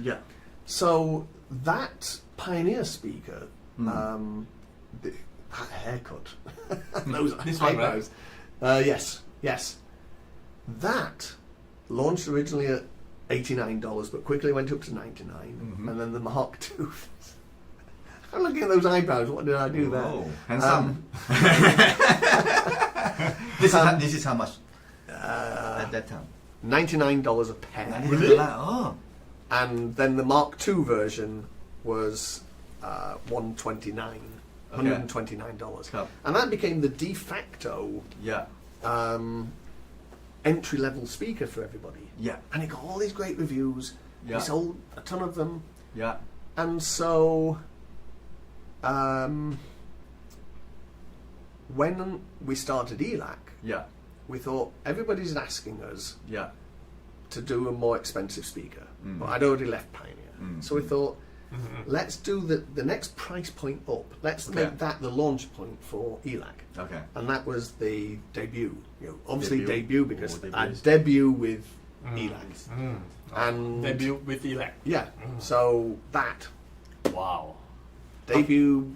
So that was the 5-inch. And we also did a 6-inch. Okay, give me the sums. translation ก็คือเขาก็อยู่ TAD มาใช่ไหมครับ ซุปเปอร์ไฮเอ็นเลย ซุปเปอร์ไฮเอ็นมาดังโหมีชื่อเสียงเลย แล้วก็ดีไซน์แบบสปีกเกอร์ที่เป็นเหมือนกับว่ายังเป็นอยู่จนถึงทุกวันนี้ นะครับ แล้วก็เป็นแบบเหมือนกับว่าเป็นระดับแบบแฟลกชิพเลยนะครับ เมื่อกี้ก็เล่าให้ฟังบอกคือเขาว่าชอบเพราะว่าที่พายโอเนียเนี่ยมันจะมีห้องไร้เสียงสะท้อนอยู่2ห้องใช่ไหมครับทั้งในอเมริกาก็มีที่ญี่ปุ่นก็มี ทั้งสองที่แล้วเขาบอกมีอยู่วันหนึ่งเนี่ยเขาก็เล่าสนุกว่าเขาไปอยู่ในห้องเนี้ยแล้วก็ออกมามันวันนี้ไม่มีคนอยู่ออฟฟิศเลยนะ ออกมานอกห้องเนี่ยก็ไม่เจอใคร ไม่เจอใคร เปิดออกไปข้างนอกอีกก็ไม่เจอใครอีก สักพักนึงไปยืนกันอยู่ข้างนอกหมดแผ่นดินไหวเขาไม่รู้นะครับเขาก็บอกเขาก็เป็นเรื่องที่แบบเขาจำแม่นเลยว่าแบบไปอยู่ในห้องไร้เสียงสะท้อนแล้วมันน่าจะที่ญี่ปุ่นมั้งแล้วมันก็ให้ตัวได้ด้วยเขาก็ไม่รู้ว่ามันมีแบบแผ่นดินไหวอยู่แล้วก็เขาก็ทำอยู่ประมาณ10 กว่าปีนะครับใช่ครับที่ TAD เขาทำทั้ง TAD ด้วยทั้ง Pioneer ด้วยแล้วก็ตอนหลังก็มาอยู่กับที่ ELAC ก็มี ELAC เนี่ย ELAC ก็เหมือนกับว่าอยากได้คุณแอนดรูว์โจนส์เนี่ยมาเป็นนักออกแบบเพราะตอนนี้เขามีชื่อเสียงมากแล้วครับใช่ถูกต้องครับมีชื่อเสียงเป็นอย่างมากเลยแล้วก็ ELAC เนี่ยไม่เคยเรียกได้ว่าก่อนหน้านี้ไม่เคยประสบความสำเร็จในตลาดของอเมริกา USA เลยนะครับเขาก็จะเหมือนกับว่าให้คุณแอนดรูว์โจนส์เนี่ยออกแบบลำโพงเพื่อที่จะจุดมุ่งหมายเลยคือเพื่อจะไปตีตลาดอเมริกาแล้วเขาก็เลยมาพร้อมกับลำโพงที่ชื่อรุ่นว่าเดบิวต์ฮะเป็นการเดบิวต์ตัวเขาเนี่ยกับทางแบรนด์ของ ELAC นี่แหละครับซึ่งหูแบบโอ้โหถือว่าเป็นแบบปรากฏการณ์เลย very good success for the debut in the US yes yeah again it became kind of one of the go-to speakers to buy if you were wanting to get into hi-fi and that was the whole point because yeah it's great fun designing high-end speakers but so few people can afford them and so how are we going to attract new people into the industry for the brand also right so being able to do a good sounding entry-level speaker is important and you know that was a two-way speaker waveguide on the tweeter and 5-inch or 6-inch bass driver then we did a Mark II version we also did the concentric speaker so back to doing concentrics but affordable $500-600 price point so I was always working on those lower end speakers and it's always it's an interesting challenge because doing high-end speakers is very interesting. You know, you really get to challenge yourself doing that. Cost no object. Although, of course, when we say cost no object, there's always some cost involved, clearly. Yeah.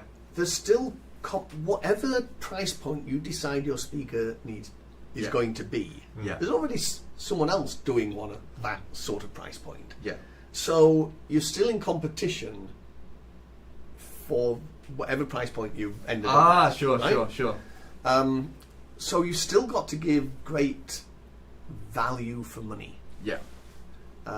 It's just a different value and different money, yes, right? Yes. But it's still thinking. For an affordable speaker, you're far away from perfection. Okay. But you're still looking to what value can I give? Yeah.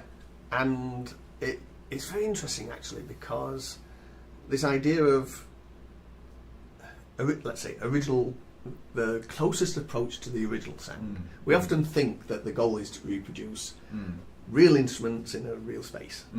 We actually don't most of the time. Yeah. Most music we listen to never existed in real life. It's, let's say, manufactured, artistically manufactured. And we don't know actually what it was ever going to sound like because we can't be there and all the processing that takes place. So when I'm designing a speaker, I've always been measurement based as the starting point. Okay. My bass first. Yeah. When I was designing, when I was in research at KEF, one of my major interests is how to improve measurement techniques and measurement accuracy. Okay. And of course, it's much easier these days, equipment-wise. At KEF, each Fourier analyzer machine costs about £100,000. back in the 70s. Oh yeah. Now you can do it on a computer with a sound card. And so I was on a panel, I see. and one of the questions was, with modern techniques of being able to measure, okay. how has that changed how you go about doing things? Okay. And I said, my answer is, I've always been able to do this, because right from the start at KEF, we're able to do anything you can do now with measurements, with all these computer things, we were already doing, just very expensive. Yeah. So I said, for everyone else, what you can do now, you can do much quicker, much lower cost, and get the wrong answer much quicker. Because if you don't know how to measure, okay, that's important. right? So, I've even lost my thread of where I was going with that. But yes, been measurement based. But what we're designing is imperfection. There is no perfect speaker. There's no perfect measurement speaker. And especially since, unlike an amplifier where you've got one input and one output, a speaker is one input and infinite outputs. The sound goes everywhere, and you need to know what it's doing in every direction. So, very difficult to know what measurements in different directions, if they're not perfect, how do you balance between, do you sacrifice some perfection on axis to get a better result off axis, and it depends how close you're listening to the speaker, what kind of room acoustics you have. So you're battling imperfection, and so in any design, that for a given price point, there's going to be some things you can fix, some things you can't. Okay. Which ones do I fix? Well, and this one, do you challenge. So I'm the designer. Big challenge. I get to pick. And it sort of, that's where the personality maybe comes in of the sound of the speaker, because I will, at any particular price point, I might have different priorities of my pick. And so I'm going to fix this, and I'm okay with that one. Someone else might listen and go, you left that there. And I go, yeah, but I fixed that. Right? You can't have both. We know, we know how to pick. So ultimately, and then you get to, okay, so I've measured it. It does this. I'm going to try and fix that. So how do I know what it's going to sound like? Well, I'm going to listen to it. You know, I listen to it and go, yeah, I can't stand the sound in that particular frequency range, and maybe that part of the measurement is indicating what I'm hearing. Not always, but you learn. And so ultimately, what I choose to fix is down to me. How do I determine that? I listen to all my favourite music that I have no clue what those tracks should sound like. I just know I like that music, and I like it to sound like this, and from not speaker. That. Right? So I'm going to design it to suit my taste. Okay. Right? Very Yes. selfish. No. Forget about you. It's all about me. But if that's the case, I really boiled this down. I've got this perfect kind of answer to this. If it's to my taste, if enough other people like what I've done, I have a business. Oh, sure. If they don't, I have a hobby. Good one. So, you know, yes, I'm about measurement. I like this. Well, I can't make a perfect measurement. Which priorities do I work to? That's my personality of when I've listened to it. So, okay, let me. เขาบอกว่าก็มาเรื่องของการ ออกแบบ ลำโพงนะครับเขาบอกว่าโอเคสมมติตอนที่เขาทำลำโพงแพงๆเนี่ย มันมีความแตกต่างชัดเจนไง จะบอกว่าแบบ cost no object เลยมันก็ไม่ใช่ซะทีเดียวนะเพราะสุดท้ายมันก็ต้องไปแข่งว่าลำโพงคู่นี้จะขายเท่าไหร่มันก็ต้องดูคู่แข่งในราคานั้นน่ะว่าคู่แข่งจะบอกคู่ละ2 ล้าน 3 ล้านมันก็ต้องดูว่าคู่แข่ง 2-3 ล้านเขาเป็นยังไงมันก็มีความยากแบบหนึ่งอีกแบบหนึ่งใช่ไหมครับแต่พอมาทำลำโพงที่เป็นแบบลำโพงแบบเดบิวต์อย่างเงี้ย entry level มันก็ยากอีกแบบหนึ่งเพราะว่ามันไม่สามารถที่จะทำทุกอย่างให้มันเพอร์เฟกต์ได้อยู่แล้วถูกต้องครับใช่ไหมครับเขาก็ต้องเลือกว่าจะเอาตรงไหนคุณจะปรับตรงไหนคุณจะจูนตรงไหนแล้วคุณจะ โอเคกับตรงไหนที่จะไม่ไปยุ่งกับมันอ่ะนะครับเขาก็บอกเขาก็สมมติเขาทำลำโพงพวกนี้เขาก็ดูแบบเฮ้ยเขาวัดค่าก่อนเขาก็บอกจริงๆแต่จุดที่เขาชอบสนใจที่สุดคือการวัดของเสียงเบสเลยการวัดเบสเนี่ยเขาบอกว่าจริงๆการวัดค่าเนี่ยมันก็ไม่ยากหรอกแต่เทคนิคอ่ะคือสมมติว่าคุณมีเครื่องมือก็จริงอ่ะแต่สุดท้ายอ่ะมันก็ต้องอยู่ว่าคุณจะวางไมค์ตรงไหนแบบไหนคือเขาบอกว่าไม่ใช่ว่าใช้คำว่ามีเครื่องมือแล้วก็จะวัดได้ทุกคนอ่ะแต่มันจะต้องมีเรื่องของมันเป็นเทคนิคว่าตัวเฮ้ยคุณอย่างบอกปัจจุบันอย่างบางคนบอกเฮ้ยผมมือใหม่แต่ผมแบบมีเครื่องมือแต่ผมอ่ะวัดไม่ถูกมันก็จะผิดพลาดได้ง่ายเขาบอกอย่างเครื่องมือสมัยนี้มันก็เรียกว่าถูกลงเร็วถูกลงแล้วก็มีโอกาสผิดสูงมากขึ้นถ้าเกิดว่าคุณใช้งานมันไม่เป็นแต่เขาก็นี่ก็คือเป็นเรื่องของประสบการณ์ของเขาในการที่จะวัดลำโพงแต่ทีนี้เขาบอกว่าโอเคเขาทำลำโพงมาสักคู่หนึ่งเขาก็ดูแล้วว่าเขาต้องฟังนะเขาจะต้องฟังนะแล้วจะแก้ตรงไหนกับราคาเนี่ยรู้แหละว่ามันไม่เพอร์เฟกต์หรอกแต่ตรงไหนที่มันเหมาะสมมันแก้ได้ตรงไหนมันแก้ไม่ได้เอาตรงนี้ปล่อยไปตรงนี้เอาไว้ตรงนี้ปรับปรุงอีกหน่อยแต่สุดท้ายเนี่ยมันก็จะมาอยู่ในเรื่องของรสนิยมของเขาสุดท้ายมันก็จะกลับมาที่ว่าก็เขาอยากจะเขาชอบเสียงเนี้ยมันถ่ายทอดออกมาให้เสียงเป็นแบบนี้ที่เขาชอบแล้วเสียงเนี่ยเขาก็คิดว่ามันจะต้องอยู่บนพื้นฐานว่าคนทั่วไปก็น่าจะชอบนะเพราะถ้าคนทั่วไปชอบเนี่ยเขาได้ธุรกิจแหละแต่ถ้าเขาชอบคนเดียวเนี่ยเขาเป็นฮ็อบบี้เป็นงานอดิเรกของเขาแล้วแล้วผมว่าคำพูดนี้ก็ดีนะครับแล้วก็คือสุดท้ายก็กลับมาเรื่องของการฟังแล้วก็จะเป็นเรื่องของการที่ว่าเฮ้ยเขาชอบเสียงแบบนี้โดยที่ตรงนี้เขาสามารถปิดจุดอ่อนได้นะตรงนี้อาจจะต้องปล่อยไปเพราะว่าราคาขนาดนี้มันจะให้ทุกอย่างก็คงไม่ได้หรอกใช่ไหมลำโพง10,000 กว่าบาท 20,000ใช่ไหมครับโอเค please continue of course different designers will have different ideas yes sure yes and it doesn't make any of us right or wrong in that sense yes correct but it's always interesting doing these events where we have a panel of experts and you have different designers and you get asked a question, we all give our answers. And we used to do some in the US and depending on where you sit is who gets to answer first.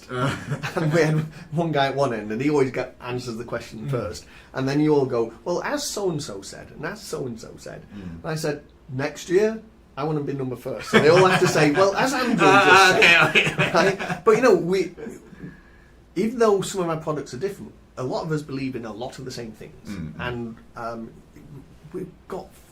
we all, not all are friends, but I know an awful lot of speaker designers and I respect a lot of them. And I notice you have the Vivid audio. Yeah. Lawrence Dickey. I've known him forever because he was at KEF when I was at he was at BMW when I was at KEF. And we always used to gather together when every month Audio Engineering Society would have a lecture in London. And KEF, it was basically mandatory to go and support those lectures. And if it was about speakers, we'd always invite a lecturer to come to KEF first and lecture to us. Then we'd go all together to the show. And BMW would always be there. KEF would be there. Peter Walker would be there. Sometimes Celestian and all these people. And we'd go out for dinner afterwards. So we'd always get to know each other.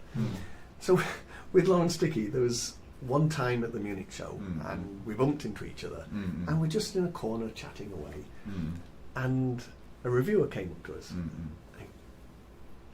Andrew Jones talking to Lawrence Dickey. Why this guy? Thought, yeah, we've been friends forever. I thought you'd be kind of mortal enemies, right? And they no, we've been friends forever. So it's kind of take a picture of you both together. So we do this nice right? And then I say to him, would you like a picture of how you think we interact? And he goes, what do you mean? And I throttled Lawrence. And I said, take a picture. And this guy says, can I use this picture? That's the one I want you to use. So now it's basically every show where we bump into each other, we now throttle each other. We have these mutual throttling photos of all these shows around the world. So it's great fun. Lawrence is a great guy. Yes. So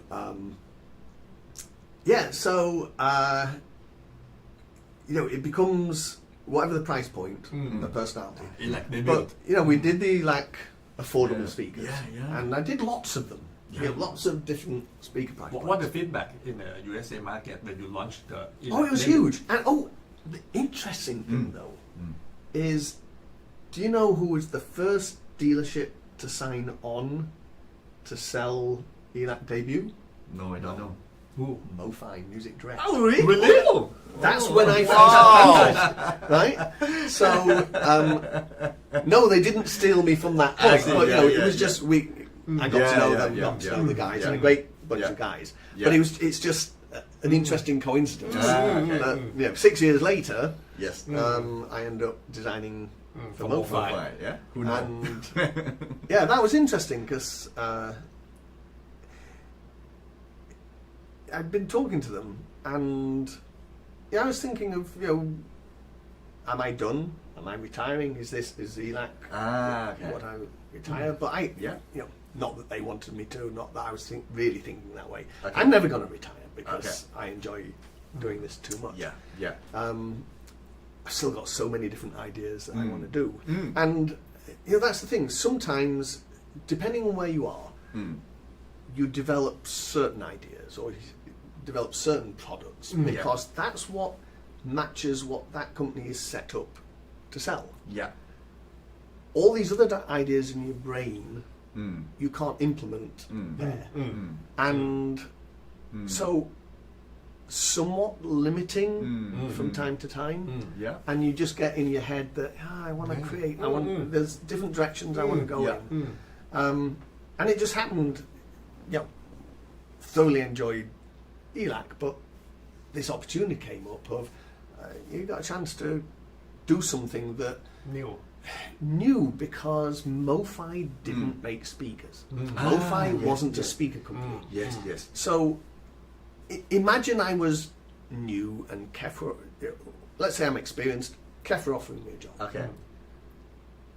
I wouldn't walk in and go, I don't believe in concentric drivers. You've got to change, right? Yes. That's Understand. Right? So, just like I've got a fascination with electrostatic speakers, hence with Peter Walker, but I couldn't walk in and go, we're not going to do moving coil speakers anymore, we're going to change to electrostatic.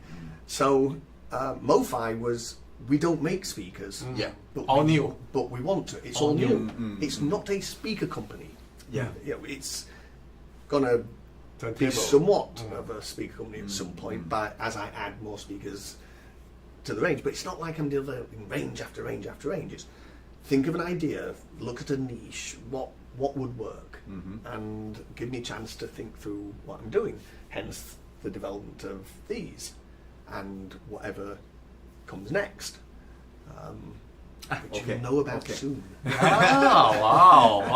But not now. Not now. โอเค คนนี้เขาก็ทำอยู่ELACมาหลายปีใช่ไหมครับแล้วก็ผมมันก็ประสบความสำเร็จเขาก็ยังบอกตอนนั้นเนี่ยตอนที่อยู่อเมริกาเนี่ย มีเรื่องบังเอิญนะ เรื่องบังเอิญตอนที่คนที่เป็นแบบขอเป็นดีลเลอร์คนแรกอ่ะก็เป็นที่แบบรู้ว่าเขาทำลำโพงก็คือบริษัทMoFiนี่ นั่นแหละ ใช่ไหมครับก็เลยคุยกันเขาก็เมื่อกี้เขาย้อนนิดนึงว่าจริงๆแล้วคนที่แบบเป็นคนออกแบบเนี่ยเขาก็เพื่อนกันทั้งนั้นนะครับนะฮะอย่างเขากับคุณลอเรนซ์ที่แบบที่เป็นคนทำดอติลุสปัจจุบันทำวีวิดตอนที่คุณลอเรนซ์อยู่บาวเวอร์ตอนนั้นเนี่ยก็คู่แข่งกับเคฟโดยตรงเขาก็อยู่ในยุคเดียวกันคนบอกโหคุณน่าจะเป็นคู่แข่งกันนะเขาบอกเพื่อนกันเฟรนด์ชิพนะครับก็คือคุณลอเรนซ์ก็ทำอยู่ B&W เขาก็อยู่เคฟปัจจุบันก็เป็นเพื่อนสนิทกันเป็นเพื่อนกันก็นับถือกันแล้วก็เขายังบอกเลยว่าก็เก่งทั้งคู่แหละครับนะผมว่าแล้วคนในวงการก็คือเราคิดเองไงนะแต่จริงๆแล้วเขาก็เป็นเพื่อนกันแชร์ประสบการณ์การแชร์ความรู้กันต่างๆนานาแล้วก็เสร็จปุ๊บเนี่ยเขาก็ตอนหลังเขาก็อยู่ELACมาได้สัก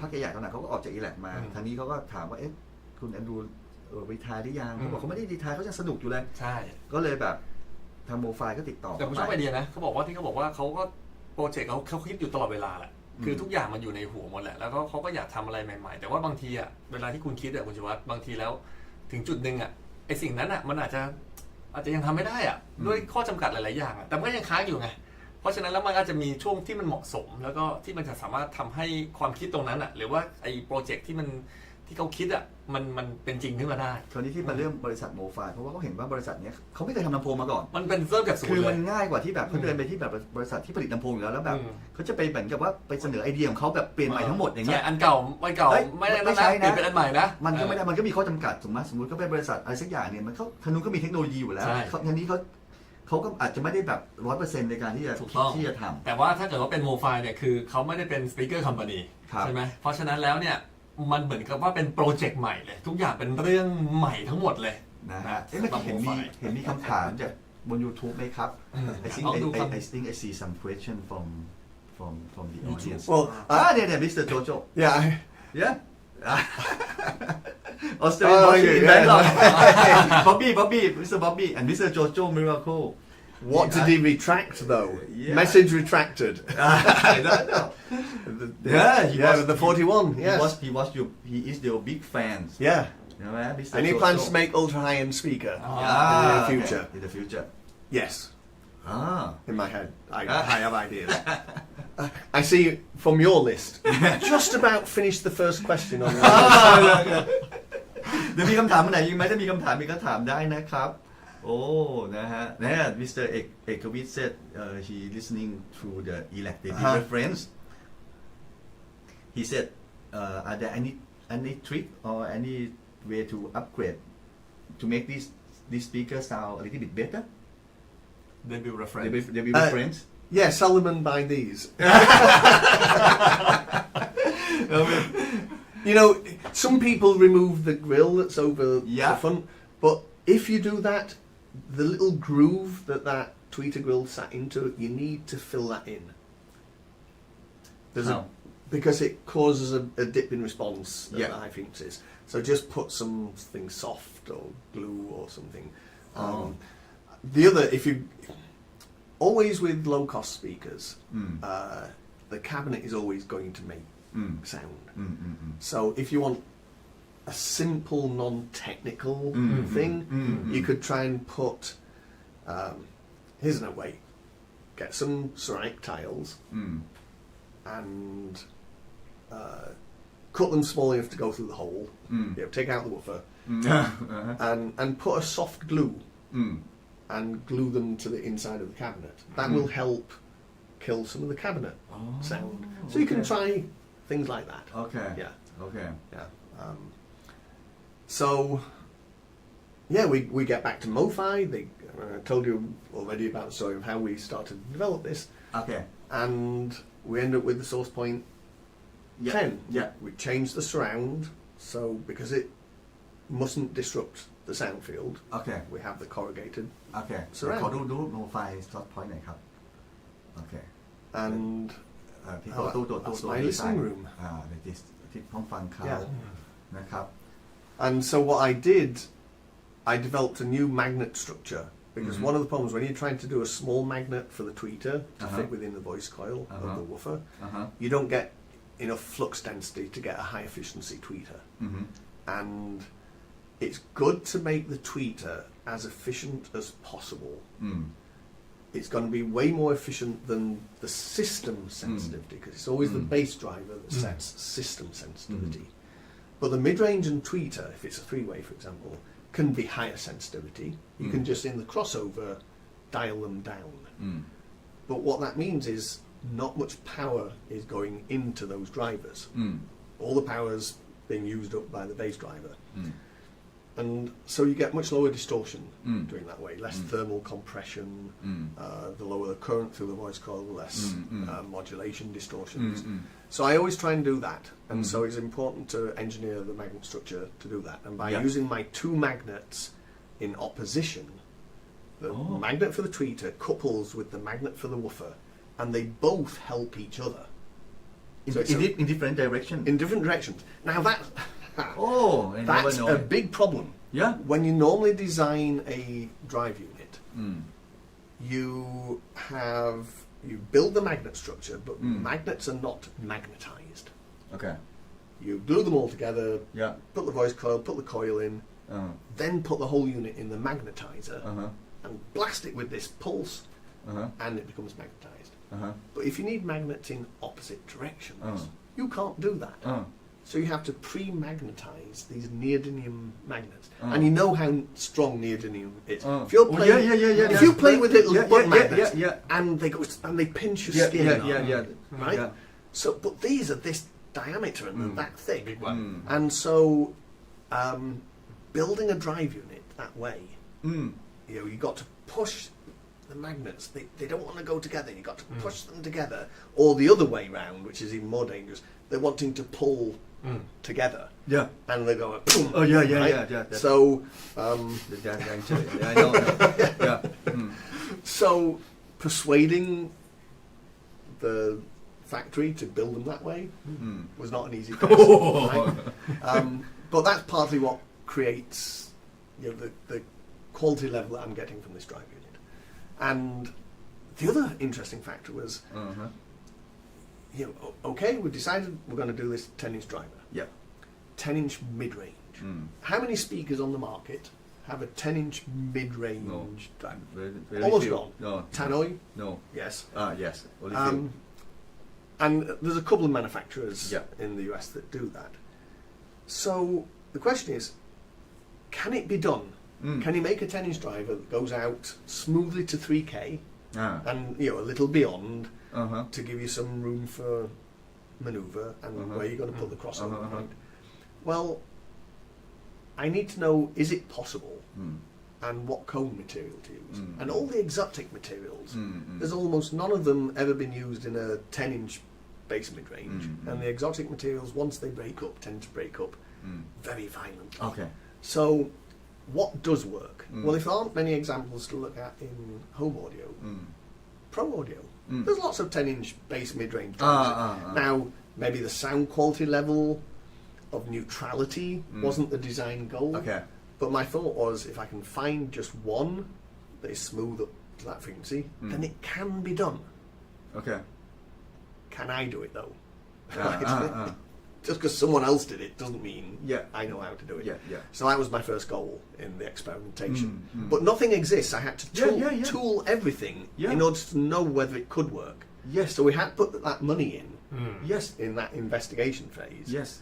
And, you know, for all the magnet structure stuff and the cone and the surround. But that's what we're committed to do.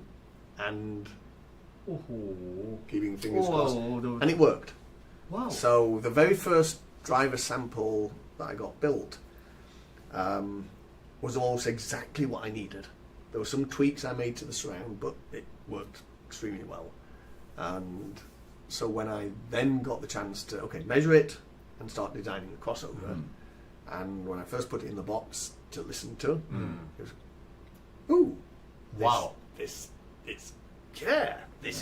there's something about this. I was very happy with even just the first prototype.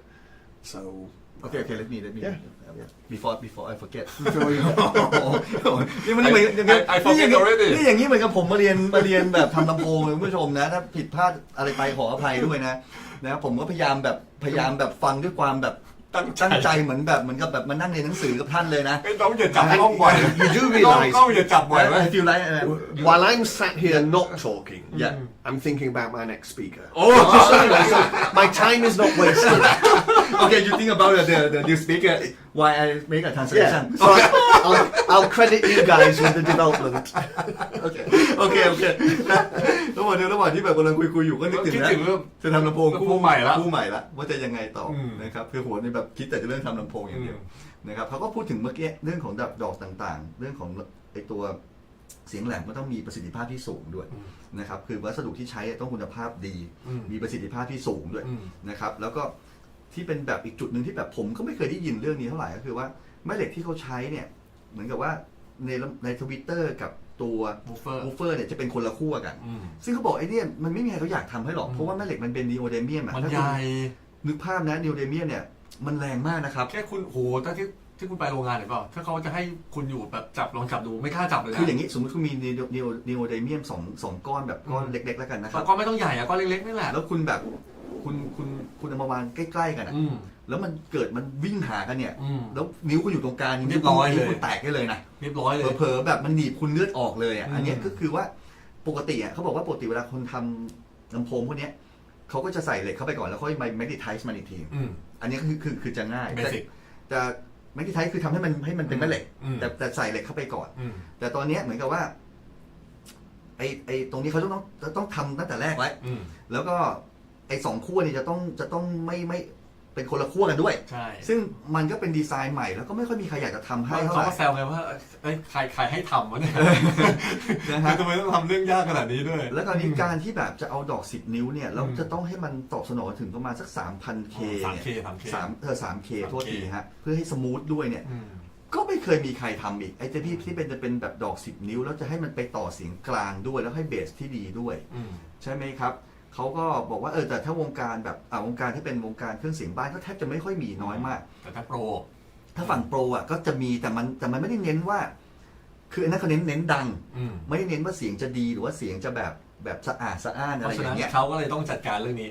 ด้วยตัวเองทั้งหมดก็คือหมายความนี้พวกทูลลิ่งต่างๆเนี่ยมันก็จะเป็นแบบมันต้องทำใหม่หมดนะคุณชวัฒน์นะฮะคือไม่ได้แบบไปหาซื้อดอกมาหาซื้อทวิตเตอร์ง่ายๆมันไม่ได้ไงคือดีไซน์มันใหม่ทั้งหมดแล้วก็เขาก็แบบสุดท้ายก็ออกมาเป็นซอสพอยต์10พอตัวอย่างมาถึงเขามาประกอบใส่ตู้ทำเน็ตเวิร์กก็ได้เสียงที่ว้าวแบบแฮปปี้เลยนะครับแล้วเมื่อกี้ตอบคำถามคุณเอกวิทย์เขาก็เล่าให้ฟังว่าคือลำโพงเนี่ยเดบิวต์เฟรนด์เนี่ยคือที่ถามว่าจะอัปเกรดอะไรเนี่ยเขาบอกว่าคือลำโพงบางทีรุ่นไม่ใหญ่เนี่ยบางทีตู้เนี่ยมันจะสั่นอยู่แล้วเขาบอกว่าในมุมเขาคือยังไงก็ถอดวูฟเฟอร์มาแล้วก็แดมข้างในใหม่อย่างเงี้ยให้มันนิ่งอันนี้ก็คือในแนวทางเขาคือมันเป็นข้อจำกัดของการที่ลำโพงเนี่ยข้อจำกัดการดีไซน์ออกแบบเหมือนกับว่าลำโพงระดับเนี้ยราคาจะไม่สูงมากเนี่ยตัวตู้อาจจะไม่ได้ถูกทรีทให้มันแบบแดมเหมือนกับตัวลำโพงที่แบบตัวรุ่นใหญ่ๆอย่างเงี้ยครับเขาก็เป็นข้อแนะนำผมก็จับใจความประมาณนี้นะหน้าตาผมมันจะเคร่งเครียดนิดนึงขออภัยนะเพราะว่าพยายามตั้งใจฟังจริงคือกำลังจะบอกน้องว่ามึงอย่าจับหน้ากูบ่อยว่าบางทีนะ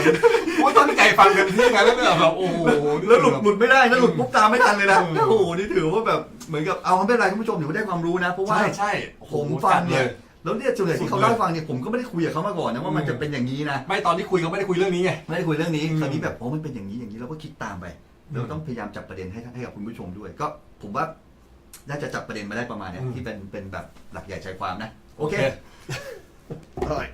So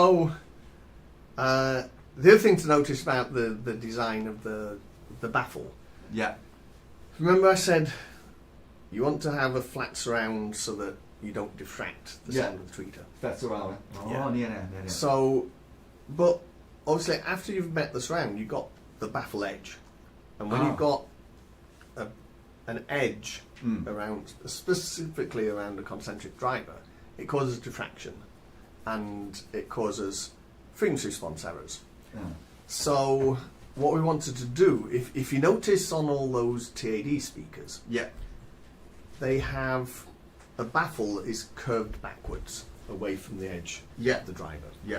And I wanted to do something like that, but because we were talking about mid-century and the style, the angularity, instead of doing a constant curvature backwards, like I had with CAD, like for example the KEF LS50, perfect example of curvature backwards first. But I wanted to do it discrete, so angles. And there are lots of speakers that do this kind of thing on the marketplace of facets, so that the baffle size isn't constant, just rectangle or square. And that's what we decided to do for this. And it gives it a mix between old and new in terms of style, especially when we added that picture frame around the edge. That kind of screams 1970s. And so that all helped improve the diffraction characteristics of the speaker. And the interesting other point is it's a paper cone. And it wasn't that I'm deliberately going back to the 50s, 60s, 70s. It's just that when you look at what material properties would work best for a 10-inch mid-range, paper work great. You don't always have to chase the very newest material. It depends on application. And also, as you investigate the very high-end materials, the cost of development of knowing that you can get the characteristic from the cone, you can spend so much tooling up each shape and then finding it didn't work or I've got to fix this up. Whereas paper was a much lower cost to develop the tooling for, and so that's why we ended up with paper. อ๋อโอเคโอเคก็คือตรงนี้เขาใช้เป็นดอกเป็นกลวยกระดาษด้วยนะครับทีนี้เขาบอกไม่ที่ใช้กลวยกระดาษเนี่ยเหตุผลคือเพราะมันเป็นดอก10 นิ้วฮะเขาต้องการทำให้มันแบบ10 นิ้วแล้วมันใหญ่ด้วยแล้วมันก็แบบสมูทด้วยเนี่ยเขาบอกว่ามันก็ต้องเป็นวัสดุที่แบบเขาเรียกว่ามันเหมาะสมกับการทำใช่นี่เป็นเหตุผลที่ทำไมเขาถึงเลือกตัว paper cone มานะฮะแล้วก็Andrew what is the benefit of the flat surround minimize the diffraction of the wave. So it still allows it to move, but it's not this big half roll. It's just little corrugations. So that's why it's done that way. And you know, all the pro drivers do it that way, and all the TAD pro drivers have that kind of surround. It's a very old style, but it still works under the right circumstances. And then it was funny because it was deliberately a big speaker. Big, boxy thing. And people would walk into the listening room and go, ooh, that's bigger than I thought it would be. It's a 10-inch driver. How small do you think it can be? Can be small. This is what we intended to do. And so we kind of thought, okay, well, let's do a lower cost, smaller speaker. 8-inch. Right, so I said, I'm not going to go lower than 8-inch. Okay. And so what can we do with 8-inch? And you know, obviously an 8-inch has to move a bit further to create the sound pressure level. But maybe if it doesn't go down quite as low, we end up with it not going quite as far. So maybe it's still okay. So that was the design thought about it. Okay. And it was when you start designing a range of speakers, I mean, 2 is not really a range of speakers. But nonetheless, you're going to develop a smaller version. How do you make it sound pretty much the same? Right? So, so my first thought was, well, if it's going from an 10-inch to an 8, first of all, I have to say, when you're designing all the motor structure and the drive force, there are certain relationships between the drive force, the cone mass, the cone area and the box size that will determine the low frequency response. And there's a certain sort of unique set that gives you the answer. And it turns out when I did the calculations, an 8-inch cone needed the same drive force that the 10-inch cone needed. The smaller area in a smaller box to get the bass response I wanted needed the same drive force. That meant I can use the same coil and exactly the same magnet. So I don't have to redesign that. And then the same tweeter fits in, so it's exactly the same tweeter, exactly the same motor. Now what do I do about the cone? Well, when you make a cone, when you're stamping it from a sheet of paper and you're forming it into a cone, at the edge you trim it off to be an exact diameter that you need. So I thought, what if we move the trim tool inwards from what is required for a 10-inch driver down to what is required for an 8? Can I use exactly the same cone and just trim it? Get a pair of scissors, cut it a bit smaller. So that's what we tried. Worked perfectly. And so it's kind of, I guess the development is done. I built these samples and it worked. Okay, let me. โอ้โหนี่เมื่อกี้ได้ความรู้อีกแล้วนะฮะเมื่อกี้ก็คุยกันถึงเรื่องพอทำ10 นิ้วแล้วใช่ไหมครับ10 นิ้วปุ๊บเนี่ยคนก็บอก10 นิ้วมันใหญ่เขาบอกมันแล้วถ้า10 นิ้วจะให้มันใช้ยังไงแล้วมันก็10 นิ้วอ่ะ10 นิ้วเขาต้องตอบดีนะมันจะเล็กได้ยังไงก็ตอบดีนะ10 นิ้วเมื่อกี้พูดถึงนี้ด้วยนะก็พูดถึงไอ้ตัวนี้ด้วยแผงหน้าด้วยนะครับที่ของเขาเนี่ยคือปกติอย่างถ้าเขาทำพวก TAD ตู้เป็นตู้โค้งหรือว่าถ้าเป็นอย่างเคปมันก็โค้งไปเลยถูกไหมแต่เขาอยากจะทำให้มันแบบมันไม่โค้งแบบนั้นอ่ะเพราะว่ามันจะออกแบบเป็นเรโทรด้วยเขาก็เป็นแบบนี้ไงแบบเป็นสี่เหลี่ยมแต่เป็นแบบ เป็นแองเกิลอย่างนี้ยนะครับ ใช่มีมุมมีเหรียญมีมุมตรงข้างหน้าตรงนี้นะฮะแล้วตัวขอบนี่จะเป็นแบบขอบเรียกว่าพวกลดพวกความเพี้ยนได้ดีด้วยนะครับแล้วก็คราวนี้พอถึงมา10 นิ้วปุ๊บมาเป็น8 นิ้วทำไมลำโพงคุณใหญ่จังตอนนั้นอ่ะไอ้8 นิ้วเนี่ยมันมาทีหลังเพราะว่าคนบอกว่ามันใหญ่ไปหน่อยเขาก็บอกงั้นทำ8 นิ้วก็ได้แต่เขาจะไม่ต่ำกว่า8นะเพราะว่าเขายังต้องการเสียงเบสทุกอย่างให้มันได้ดีด้วยนะครับ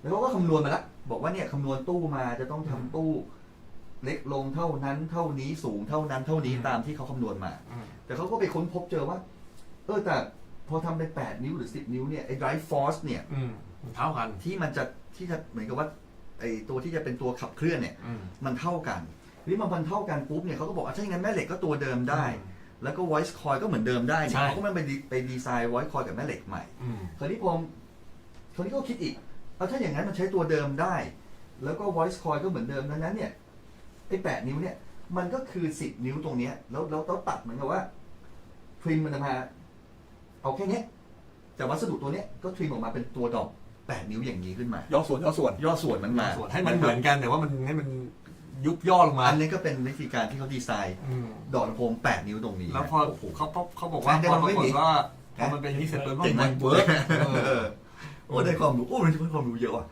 รู้สึกแบบกระชุ่มกระชวยขึ้นมาเลยนะครับvery good. And then the other aspect of it was, I have to change the surround, so I have to tool a new surround, but that's relatively low cost. Yeah. And since the ratio of the 10 to the 8 is the ratio of 0.8. So what if every dimension that exists in that cabinet, I changed to 0.8? Oh. So the width is 0.8 times that of the 10-inch, the height, 0.8, the depth, the wall thickness, we go from 1 inch to 3/4 inch. Okay. Sorry, 25 millimeter to 18. Yeah. And then we go, the front baffle goes from 50 millimeter down to about 39. Okay. So they're all about 0.8. About 0.8, yeah. And when you do internal volume, 0.8 times 0.8 times 0.8 is about a half. So we've got half the volume. So something that 0.8 doesn't sound too much, but it results in half the size of the speaker in that respect. So when you look at it, you pick it up, and at first sight it doesn't seem that much smaller, but then you pick it up and go, this is a cute little speaker. Not this, oh my god, that's a big speaker.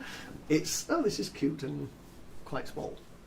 ก็คืออย่างนี้ครับเขาบอกว่าของเขาเนี่ยพอตัว8ใช่ไหมครับมัน8 นิ้วเขาก็มองว่ามัน8 นิ้วก็8 ใน 10 0.8 เขาก็ทำดีไซน์เนี่ยทั้งขอบความสูงความกว้างความลึกเนี่ยนะฮะก็ลดลงไปเป็น 0.8 คูณเข้าไป8 ใน 10 8 ใน 10 8 ใน 10แล้วก็ความหนาของตัวตู้สมมุติจาก15 มิลก็เหลือเท่าไหร่คูณ 0.8 ไปเท่ากันนี่ไงก็เนี่ย 0.8 คูณ 22.5 ก็ได้ 18 ไม่ความตัวตู้ด้วยแล้วก็ความหนาของแต่ละส่วนด้วยก็ลงไปตามสัดส่วนไปคราวนี้พอมันคูณไปอย่างนี้ปุ๊บเนี่ยมันลงไป 0.8 ก็จริงนะแต่ตัวตู้เนี่ยมันลดไซส์ไปครึ่งหนึ่งพอมันมารวมมาแล้วปุ๊บมันทำให้ปริมาตรตู้มันลดไปได้ประมาณครึ่งหนึ่งนะครับโอเค So that's basically the 8 is just a mini-me version of the 10. There's a slight tonality difference in the crossover that I engineered in just because of what would work with the bass extension of that one. Obviously I lose extension. I lose some sensitivity because of that equation of size and so it drops from 91 to about 87. But impedance is very easy to drive on the 8-inch. Its minimum impedance is about 7 ohms. So very easy. Very easy. I wanted to make these easy to drive. คราวนี้พอตัว8 นิ้วปุ๊บเนี่ยไอตัว impedance เนี่ยมันก็เขาบอกว่าตัวที่ตามหลักการเนี่ยพอตู้มันเล็กลงเนี่ยความไวมันจะต่ำลงด้วยนะครับแต่ความไวตรงนี้มันอยู่ที่87ตัวใหญ่อยู่ที่91นะครับแต่ก็คราวนี้ impedance เนี่ยเขาบอกมันประมาณ7มันก็ไม่ได้ขับยากมากเท่าไหร่แล้วก็ lose extension ไปนิดหน่อยนะฮะไอ I think there are some question Yeah. from the Yeah, audience let's that progress. can we use your speaker for the home theater? Actually, a good point. The source point. So, one of the prime problems developing speakers for home theatre is that we have our tower speakers, let's say, Yeah. non-concentric. Okay. Let's attack non-concentric speakers. Okay. again. Okay. So we have a vertical array of drivers, Yes. and I've explained why it's always a vertical array, because phase differences between the drivers. So to some extent, those don't exist in the horizontal direction, but they do exist in the vertical direction. And our listening positions are much more restricted in the vertical direction Okay. than in the horizontal. What do we do with center channels? We take our speaker and lay it on its side okay. because Yes, it needs to be small so it doesn't block the TV. So you've just taken all the things that the direction that it's not good at off axis. By putting it on its side, it's now not good in the horizontal direction. So if you're listening in the couch at that end, it won't sound the same as in the middle.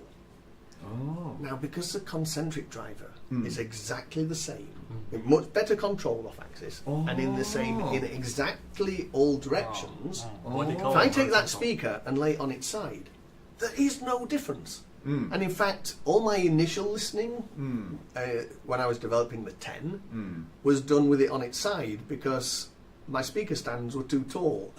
You know, if I put the speaker on a 24-inch stand, the driver was too high. So I put it on its side. It gets it 4 inches. The tweet moves the tweeter down 4 inches. And I actually liked the look of it that way.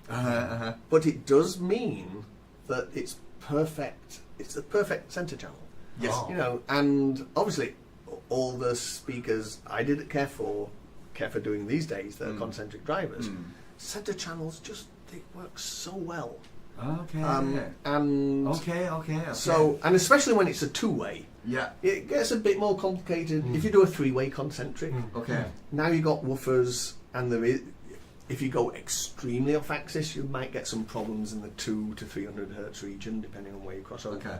But certainly with a two-way, there are no issues. It's the same, no matter whether it's vertical or horizontal. So it makes a perfect center channel. Okay. So we can use like this is for the front and put aside for the center. Yeah, Use another maybe source point X for the surround. yeah. Oh. And because they are so near identical in Yeah. tonality and phase response, because they've all got similar crossover okay, points and frequencies, Okay. then they work really well to develop the sound field if you put them all the way around. Okay. So, theatre. and you know, the 10s obviously being the highest sensitivity, 91 dB, especially therefore they're suited for home theatre because you like to play that. Okay. And the other great thing, of course, is you're going to be crossing over actively because it's in the receiver to a subwoofer. So there is no bass going in. So every compromise you might think I had to make because it's only a two-way, that's all gone now because there's no bass going in. So the cone is back to hardly moving at all. So it works very well in the context of a home theatre คำถาม system. ดี ก็คืออย่างนี้เมื่อกี้ถามว่ามีคำถามว่าถ้าจะใช้ลำโพงเขาเป็นโฮมเธียเตอร์ได้ไหม ได้ไหม เขาบอกว่าโอ้โหได้ซะยิ่งกว่าได้เลยครับ อืม คือเขาบอกอย่างนี้เขาบอกว่า ถ้าไม่ ถ้าเทียบกับลำโพงทั่วไป ถ้าไม่ นะ ใช่ concentric ที่เป็นลำโพงปกติเนี่ยคือสมมติลำโพงตั้งใช่ไหมครับไอ้ลำโพงเซนเตอร์ส่วนใหญ่ก็คือลำโพงบางทีก็เป็นลำโพงคู่หน้ามานอนนี่แหละคราวเนี้ยเขาบอกว่าระหว่างทิศทางเนี้ยตั้งกับนอนเนี่ยสองแกนเนี่ยถ้าเป็นลำโพงสมมติที่มันไม่ใช่ลำโพงที่เป็นแบบอย่างที่เป็นคอนเซนทริกเนี่ยมันก็จะมีแนวแกนของมันแต่พอมาเป็นลำโพงที่เป็นแบบคอนเซนทริกไดเวอร์ของเขาเนี่ย สบายเลย คุณจะกลับหัวตีลังกามันจะเอาเป็นแบบเอามานอนเนี่ยมันก็ออกไปในดิเรกชันที่ปกติเหมือนกันเหมือนกับว่าตัวมันเองมันปล่อยอย่างเงี้ยคุณจะพลิกมันท่าไหนมันก็ออกของมันอย่างเงี้ยดังนั้นเนี่ยคุณจะเอาตัวเนี้ยตั้งเสร็จแล้วคุณจะเอาตัวมันแบบมานอนเป็นเซนเตอร์มันก็ออกทิศทาง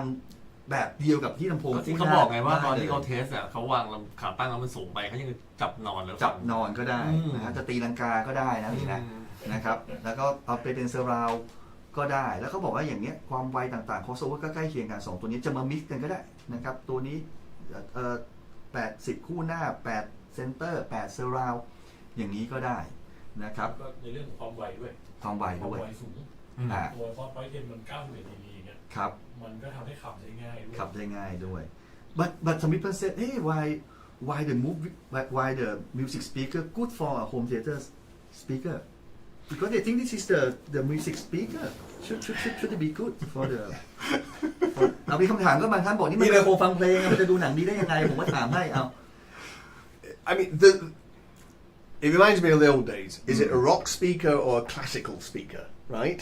There was always supposed to be differences, and JBL were rock speakers, but British speakers were refined for classical music. Don't dare put pop music on British speakers. Yeah. Home theatre. If we think about what do we want a speaker to be able to do, and let's think music. We're reducing music, but also vocals. If it's a song, we need to hear the vocals. The words that defines.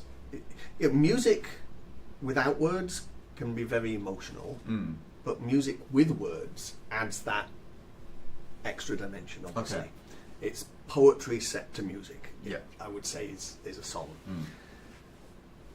So we need to hear clearly what the vocalist is doing.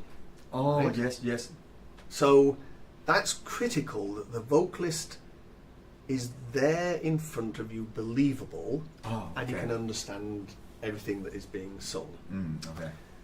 Now, so that's always when I'm designing speakers. I want to believe that singer is right there singing to me. Now let's think about movies. Okay. And to begin with, forget about explosions and sound effects. Okay. What is happening in a movie? People are talking. Okay. How often have you been watching a movie and go, what did they just say? And you wind back and listen again. Or you turn on closed captioning so you can read what they said. Yeah. It's critical in a movie that you understand dialogue. Yeah. So the better the speaker reproduces dialogue. Yeah, some soundbar, some TV speaker. Sometimes I have to rewind. What did they say? What did they say? Yeah. So, one of the primary functions of a home theatre speaker is to reproduce dialogue well, which is what I wanted to do with music as well. So in that sense, there is no difference. And the other thing to realise with movies is that how many movies do you listen to that have no background music or no music at all? No. Almost none. Almost no. Music sets the mood. Okay. If it's a horror film, the weird sounds are going to start before the scene where... Yes. Right. So, the two primary things that you do with home theatre speakers is listen to voices and listen to music. Yes. So a music speaker is a home theatre speaker. And the only thing you have to take care of is explosions and deep bass. Then there is a subwoofer. But even modern... I now sound old. Modern music has lots of loud bass. EDM. Right?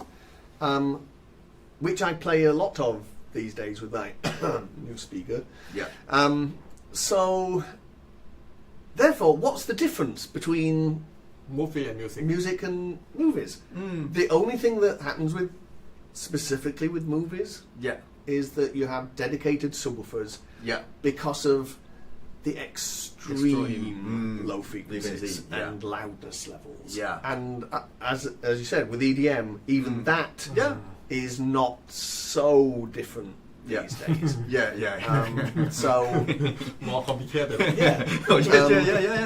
And so sort of any music speaker becomes a movie speaker when you add a dedicated subwoofer. So there is no difference. ใช่เขาเมื่อกี้ก็ถามก็คุยกันผมว่าก็ได้ความรู้นะครับก็ถามว่าแล้วเนี่ยลำโพงเป็นลำโพงฟังเพลงมาดูหนังได้เหรอเขาก็อธิบายเขาค่อยๆอธิบายไปว่าสำคัญที่สุดของการที่เราจะดูหนังเนี่ยสำคัญที่สุดคือหนึ่งเลยคือเรื่องของ voice เอาใหม่ก่อนเรื่องของการฟังลำโพงฟังเพลงก่อนนะ ฟังเพลงก่อนฟังลำโพงฟังเพลงที่ดีคืออะไรก่อนเขาบอกว่าเอา ที่เขาให้ความสำคัญเลยคือถ้าคุณฟังเสียงนักร้องเนี่ยมันต้องเหมือนกับมีนักร้องมาร้องจริงๆตรงนี้ก่อนนักร้องต้องเหมือนจริงไม่ได้ทำรู้สึกว่าเสียงนักร้องเนี่ยต้องให้ทำให้คุณเชื่อว่าเหมือนกับว่านักร้องจริงๆคราวนี้พอนักร้องสมจริงปุ๊บเนี่ยพอคุณนำลำโพงตัวนี้ไปใช้ในการดูหนังเนี่ยเขาบอกว่าเสียง voice คือเสียงที่สำคัญที่สุดฮะคือมันเคยไหมบางทีคุณดูหนังจากลำโพงทีวีหรือว่าแบบลำโพงคุณภาพไม่ดีอะแล้วแบบพูดว่าอะไรวะย้อนกลับไปดูต้องไปฟังใหม่เพราะเสียงมันอู้อี้ถูกไหมคราวนี้พอเสียง voice เนี่ยคือความสำคัญของเขาคือเสียง voice เนี่ยต้องให้ความสำคัญเป็นอันดับหนึ่งนะครับเขาบอกว่าลำโพงดูหนังเนี่ยคือเรื่องของระเบิดเรื่องของอะไรเนี่ยมันมีซับวูฟเฟอร์ของมันอยู่แล้วแต่ quality เรื่องของเสียง voice เนี่ยสำคัญอันดับหนึ่งครับมันต้องกระจ่างแล้วเขาบอกมันมีหนังสักเรื่องไหมครับที่มันไม่มีเพลงไม่มีมันก็ไม่มีเพลงประกอบภาพยนตร์ต้องดีๆทั้งนั้นดังนั้นเนี่ยมันก็มีเพลงอยู่ในนั้นหรือว่าแบบหนังที่เป็นหนังแบบสยองขวัญเนี่ยกว่ามันจะแบบบางทีกว่ามันจะผีออกมามันเสียงลมเสียงอะไรมันมาก่อนอยู่แล้วบิ้วกันมาเนี่ยนี่ก็เป็นเสียงบรรยากาศซึ่งอันนั้นเนี่ยก็ต้องสมจริงสมจังดังนั้นเนี่ยเขาก็สรุปว่าลำโพงที่ฟังเพลงดีมันก็คือลำโพงที่จะต้องดูหนังดีนี่แหละครับมันไม่ต่างกันผมว่าผมก็พูดบ่อยๆนะแล้วเนี่ยก็ได้นักออกแบบระดับโลกมายืนยันเนี่ยที่เราคุยในรายการว่าลำโพงมันก็คือลำโพงครับมันมีแต่ลำโพงดีถ้าลำโพงดีฟังเพลงดีจะฟังเพลงก็ดีลำโพงยิ่งเอางี้ดีกว่า definition ตอนนี้ง่ายๆลำโพงยิ่งฟังเพลงดีเสียงกระจ่างชัดดูหนังก็จะยิ่งดีเพราะคราวนี้เนี่ยคุณคิดถึงแต่แบบดูหนังเสียงโคมคามผมบอกเลยนะความดังไม่ใช่ความแพงเสียงจัดแสบหูไม่ใช่คุณภาพดีอันนี้ผมเสริมให้เขานะดังนั้นเนี่ยถ้ามีลำโพงที่ดีจะฟังเพลงก็ดีดูหนังก็ดีนะครับโอเค I think we take 5-minute break and then we come back to listen for your speaker soft point 8 and soft point 10 I will say something about listening the choices of music right you mentioned EDM EDM. When you have speakers that can produce really good, impactful bass, it's really fun listening to EDM. So I've started to incorporate some of that music into my repertoire of things that I do. And it's funny, I live in Los Angeles, but I live in West Hollywood. So all I have to do is walk down the street from my house, past all the clubs on a Saturday night, to find my new demo material. Just look in the clubs and go, what track is that? Get my phone out. Yes, because เพราะจริงๆเดี๋ยวนี้นะลำโพงสมัยใหม่อ่ะมันต้องแค่เพลงสมัยใหม่มันหนักเนี่ยมันหนักนะผมว่าหนักไม่แพ้ดูหนังนะเขายังบอกบางทีตอนที่เขาอยู่ใน LA บางทีต้องไปดูนี้ในผับเล่นเพลงอะไรมันตื้อๆแต่เดี๋ยวมันเทสลำโพงหน่อยเอามาเช็คหน่อยลำโพงหน่อยมาเช็คหน่อยต้องหาไปหาแทร็กใหม่ๆ So your speaker play very well for the EDM music Yes โอเคเดี๋ยวเบรกกันสักแป๊บเดียวคุณผู้ชมเดี๋ยวมาฟังลำโพงกันสักหน่อยนะครับ2คู่ผมมีให้ฟังแล้วเดี๋ยวมาฟังลำโพงแล้วให้คุณแอนดูเล่าให้ฟังสักทีหนึ่งนะครับขอสัก5 นาทีแล้วกันนะครับ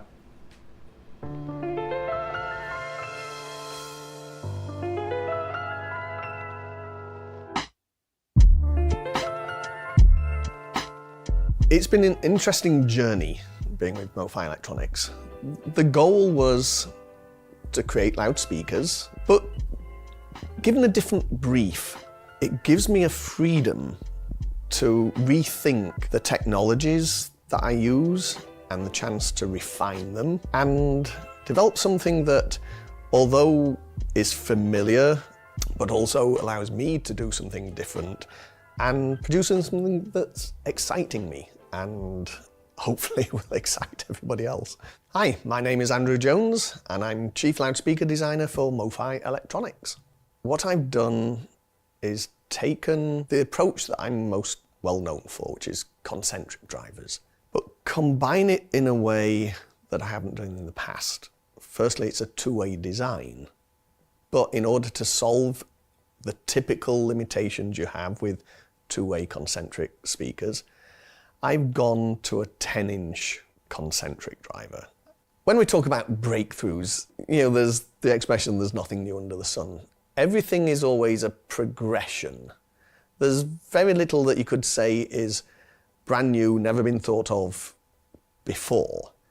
What counts is understanding enough about the operation of different technologies and looking what their limitations have been and can you overcome that.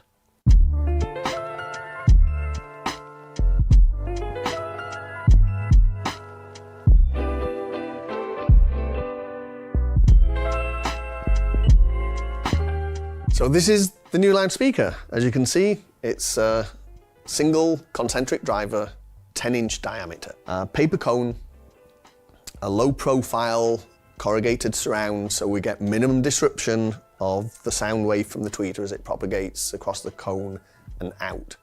As you can see, the cabinet front baffle is faceted. We've got a flat section here and we've got angled sections here. All of those combine to minimize the effects of diffraction from cabinet edges. Although we have this lip around the edge because it's set back from the baffle, it has minimum impact while also contributing to the overall styling of the system. One of the interesting aspects of this concept of listening while I'm develop technically, but listen to the results and make those choices as to what I believe it should sound like is, well, which music? The idea is really you want that speaker to work with all types of music. It shouldn't favor one particular type of music. The more I listen to it, the more I feel it's presenting in a different way to what I've mostly had at affordable price points before. It's allowing a hear-through capability all the way back to the performance.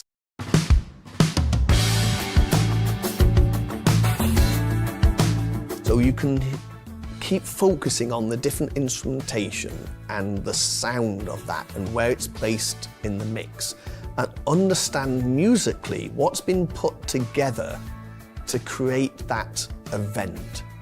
When you can do that, you connect so much more with the music.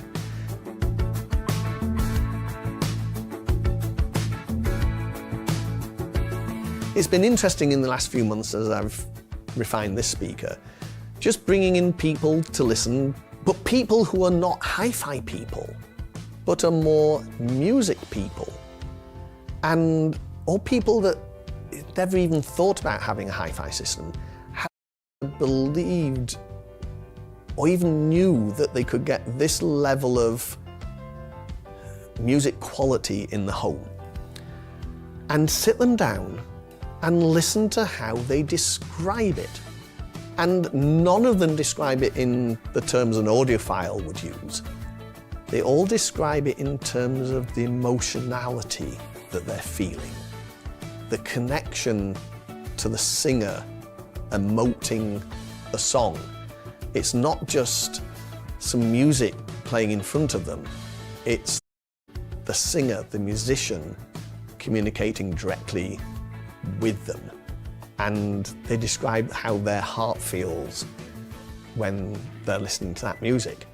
And that's a profound distinction between the two types of listening with your head or listening with your heart. โอเคนี่ครับนี่กลับมานะครับ welcome back นะครับ so let's talk about the system. Yeah. This is the MoFi Fender นะฮะแล้วก็ this is the Hi-Fi Roast. I saw that you also use this in your listening room. Yes, I have a free choice of what I can use. Yes. From an official point of view. Yes. Right? But MoFi happened to distribute Hi-Fi Rose and it turned out to be a really good good sounding amplifier. Okay. Lots of power. I typically use it in the balance output, so it's 400 watts per channel. Yes.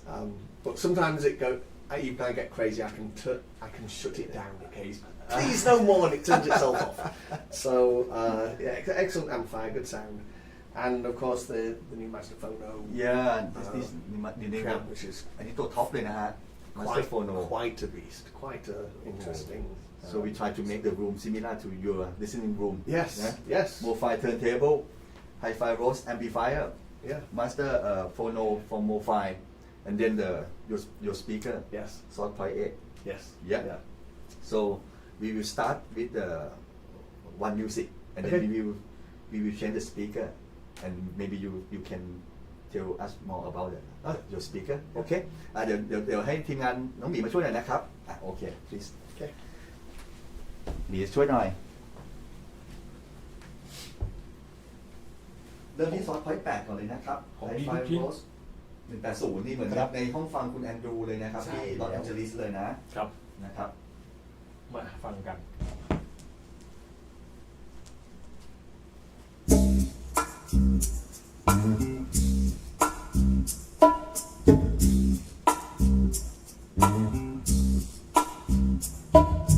Do that to me one more time.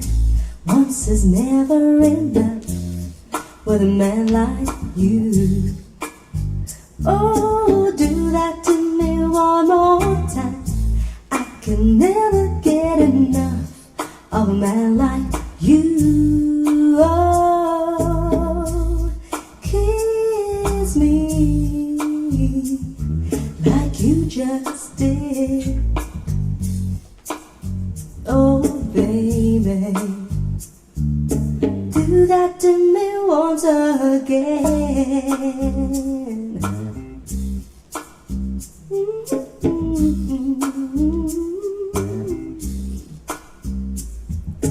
Pass it by me one more time. Once just isn't enough for my heart to hear.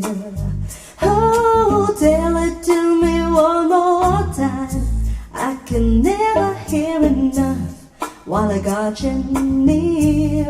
Oh, say those words again like you just did. Oh, baby, tell it to me once again.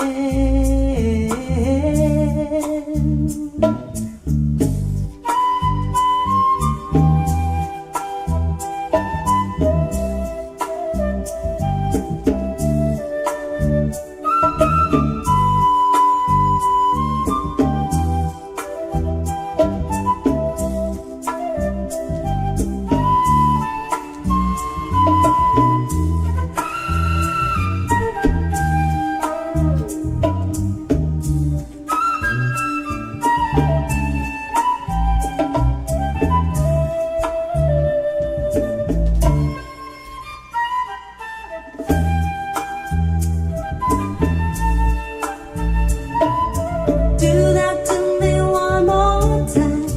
Once is never enough with a man like you. Oh, do that to me one more time. I can never get enough of a man like you. Oh, kiss me like you just did. Oh, baby, do that to me once again. Oh, oh, oh, baby, do that to me once again. Oh, baby, do that to me one more time.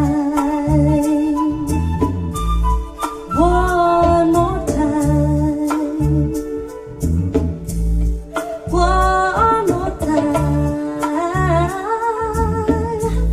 One more time.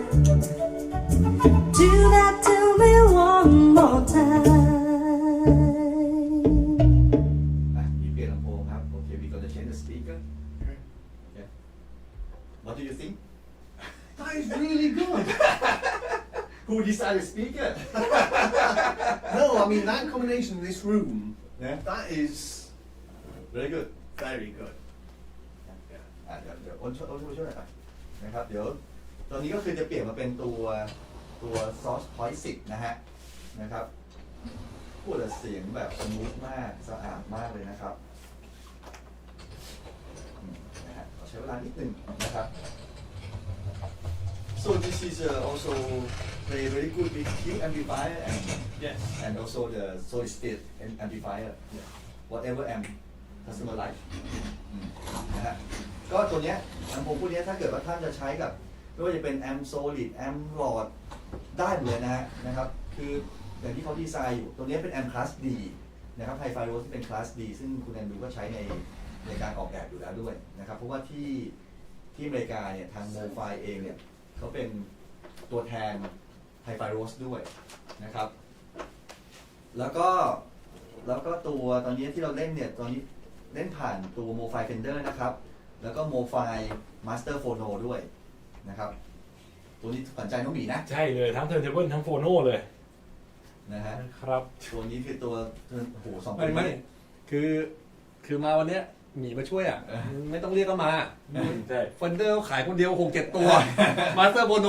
ขายคนแรก ใช่ใช่ โมไฟซอฟต์พอยต์นี่ก็ของชอบอีก My team this guy he really loves the MoFi products turntable phono speaker almost everything he sold a lot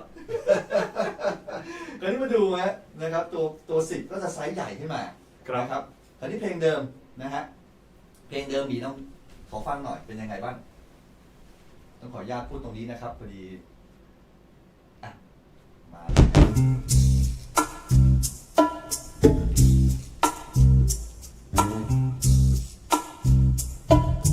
Do that to me one more time. Once is never enough with a man like you. Oh, do that to me one more time. I can never get enough of a man like you. Oh, kiss me like you just did.Oh baby, do that to me once again.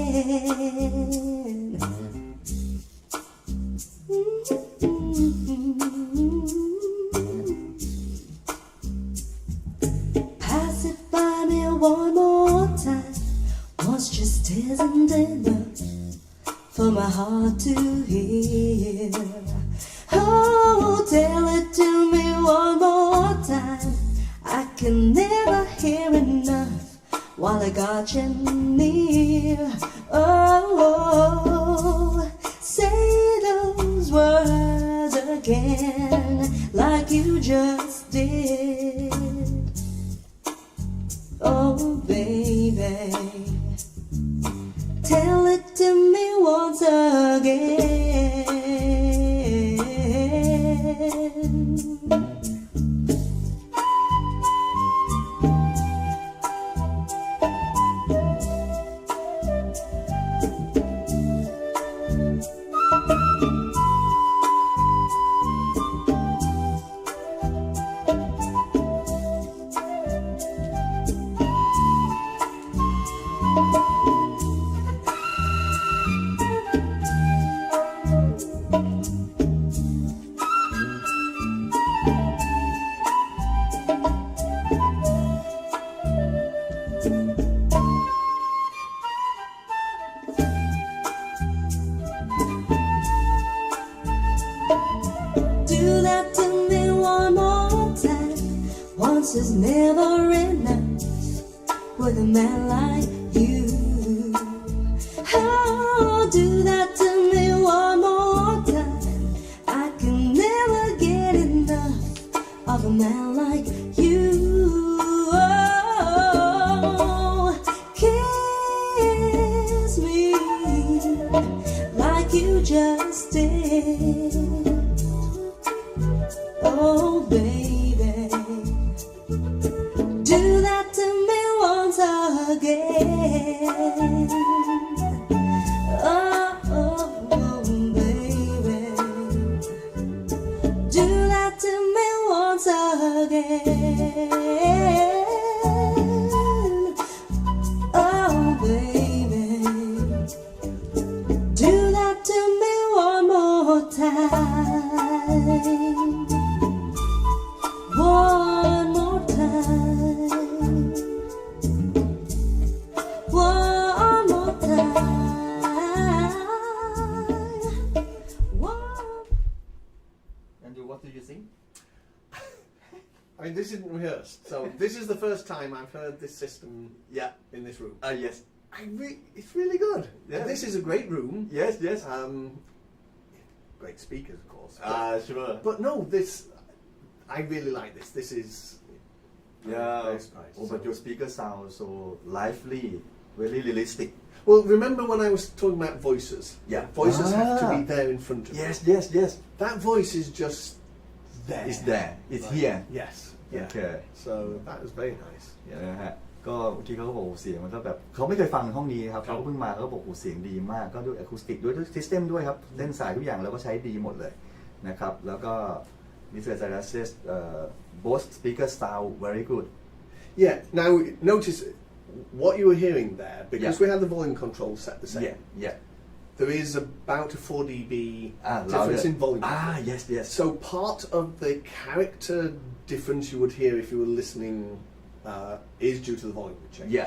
yeah So it sounded a bit brighter and projecting a bit more on the 10 than the 8.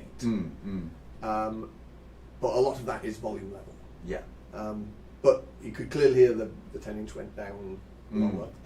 lower yes And you know, one of the things about these speakers are facing straight forward. yeah Right? yeah And I think that one of the things often with speakers, this belief that you form an Toe in. equilateral triangle and toe in then to point at the listener. I okay. never do that. Never. okay yeah And in one sense, it's more critical with the concentric triangle because it's more sensitive to symmetry.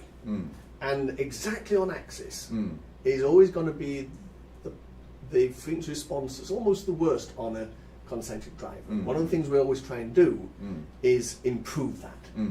But my viewpoint is, would you rather have it right in only one direction and wrong everywhere else, or slightly wrong on axis, Yeah. but right everywhere else? yeah And so, both in terms of the image stability and the size of the image I want to create, I always tow them away from directly at the listener.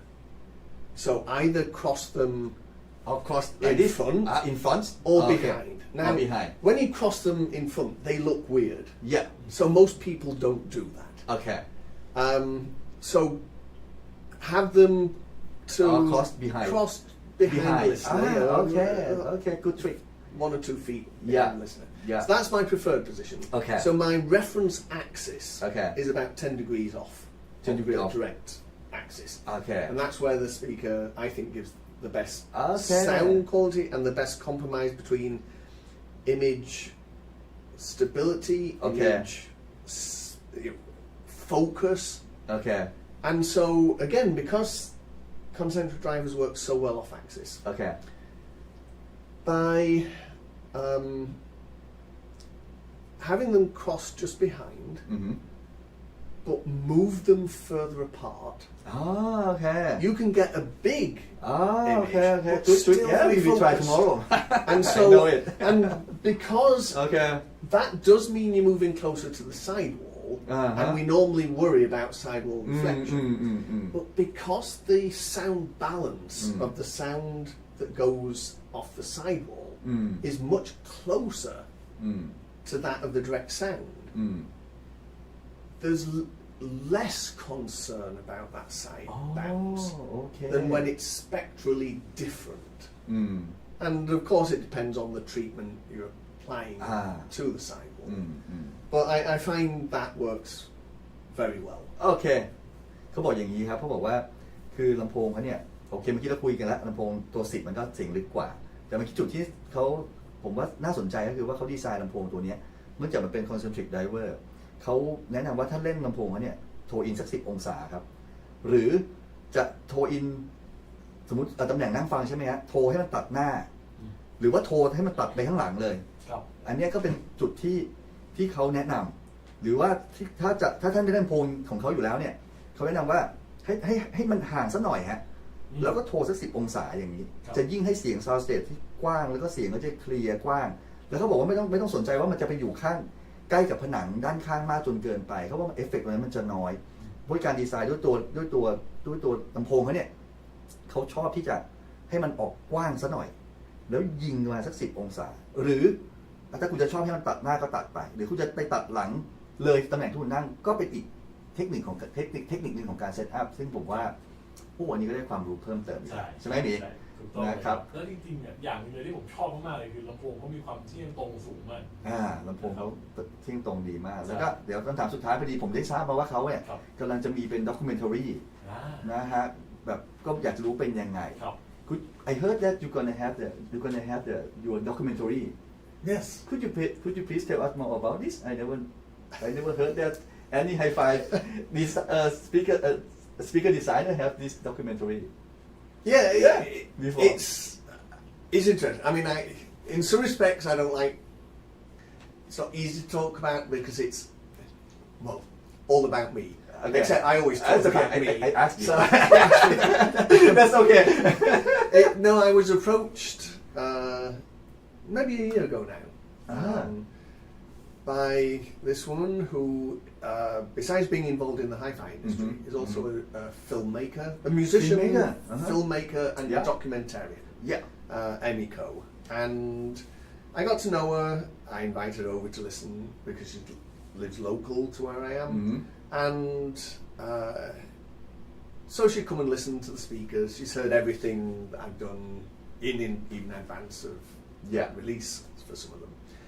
And so one day she called me up and said, can I come and visit? I want to ask you a question. Yeah, sure. So she arrived and she's talking, but not getting to the question. Okay. So, Emiko, what do you want to ask me? And she said, well, I'd like to do a documentary about you, about your life. Yeah.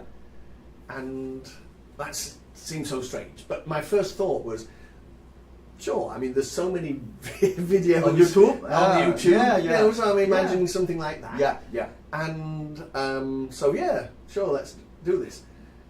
But as she told me more about it, it was more about, she felt that this isn't just about hi-fi. It's not about me designing speakers. Okay. It's about how I got to do what I love to do, how I achieved successes, and what kind of person I was then and what I'm now. So it's a life story that she says can inspire other people. Yeah. And that was a very touching thing. Yeah. But at one point she says, and the premiere we'll do on a big screen in Hollywood. Wow. Wait. What do you mean the big screen? Well, the big screens like Grauman's Chinese Theatre. Oh. What? So this is Wow. real. Yes, this is a real documentary, Andrew. She goes. Oh, wow. So that's what we've been filming for on and off for the last year. Yeah. And hope to get it released this year. Wow. And it's been. We're trying to think of a title, and we came up with. I always joke about the Andrew Jones. Okay. I even have I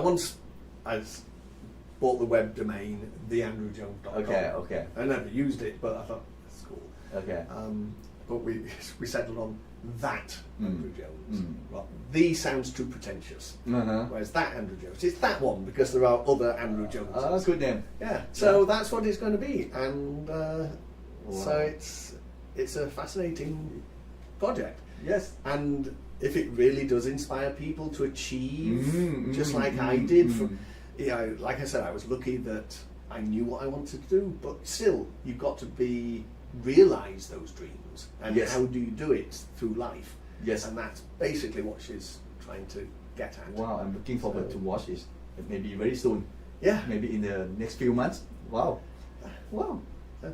ก็คือเมื่อกี้ได้คุยกันก็คุณอันดุจวนก็บอกว่าเมื่อสักปีที่แล้วครับก็มีสุภาพสตรีท่านหนึ่งก็เหมือนกับแบบมาขอสัมภาษณ์เขามาอะไรกันก็มานั่งฟังเพลงกันอะไรกันแล้วเขาก็เหมือนกับแบบมีคำถามสุภาพสตรีท่านนี้ก็เอ่ยปากชวนคือท่านนี้เขาเป็นคนทำหนังเขาก็เอ่ยปากแบบชวนคุณแอนดรูเนี่ยเหมือนกับว่าเดี๋ยวมาทำเหมือนกับว่าเป็นสารคดีกันเขาก็บอกเขาก็โอเคเพราะว่าเขาก็ทำ YouTube อยู่แล้วนู่นนี่นั่นเขาบอกไม่ใช่แบบแค่ในทำ YouTube นะเหมือนกับทำแบบฉายแบบจอยักษ์เลยในฮอลลีวูดเลยในแบบในเธียเตอร์เลยอย่างนี้เขาแบบมันคือยังไงกันก็คือเหมือนกับว่าเขาจะทำเกี่ยวกับว่าแบบคุณแอนดรูแบบเป็นใครเป็นยังไงมาแล้วก็ประสบความสำเร็จถือว่าประสบความสำเร็จสูงมากเพราะจริงๆในอเมริกาเขาดังมากนะครับวันนี้จริงๆผมบอกเลยว่าถ้าหลังจากสารคดีนี้ออกเนี่ยผมว่าน่าจะเชิญเขามายากกว่านี้เยอะนะครับเพราะว่าเขาบอกว่าติดประมาณสัก 3-4 เดือนแล้วก็จะออกแล้วก็จะไปฉายในตรงฮอลลีวูดแล้วก็ เข้าใจว่าน่าจะมีพวกแบบบาง streaming service เนี่ยนะครับที่จะฉาย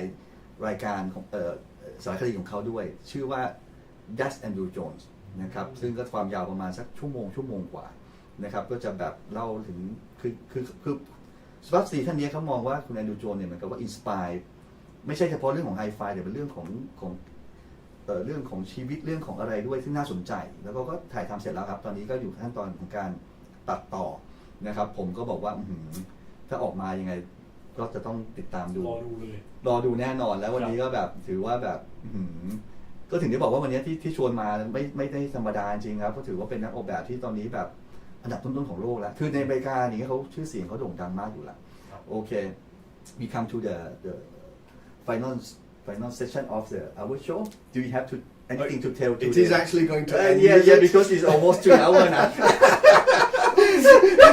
it's almost 3 hours just doing this is 3 hours yeah how the heck do we cut down my life to an hour and a half for a documentary that's editing is the most important function in filmmaking I think. Yes do you have anything to tell to Thai audiophile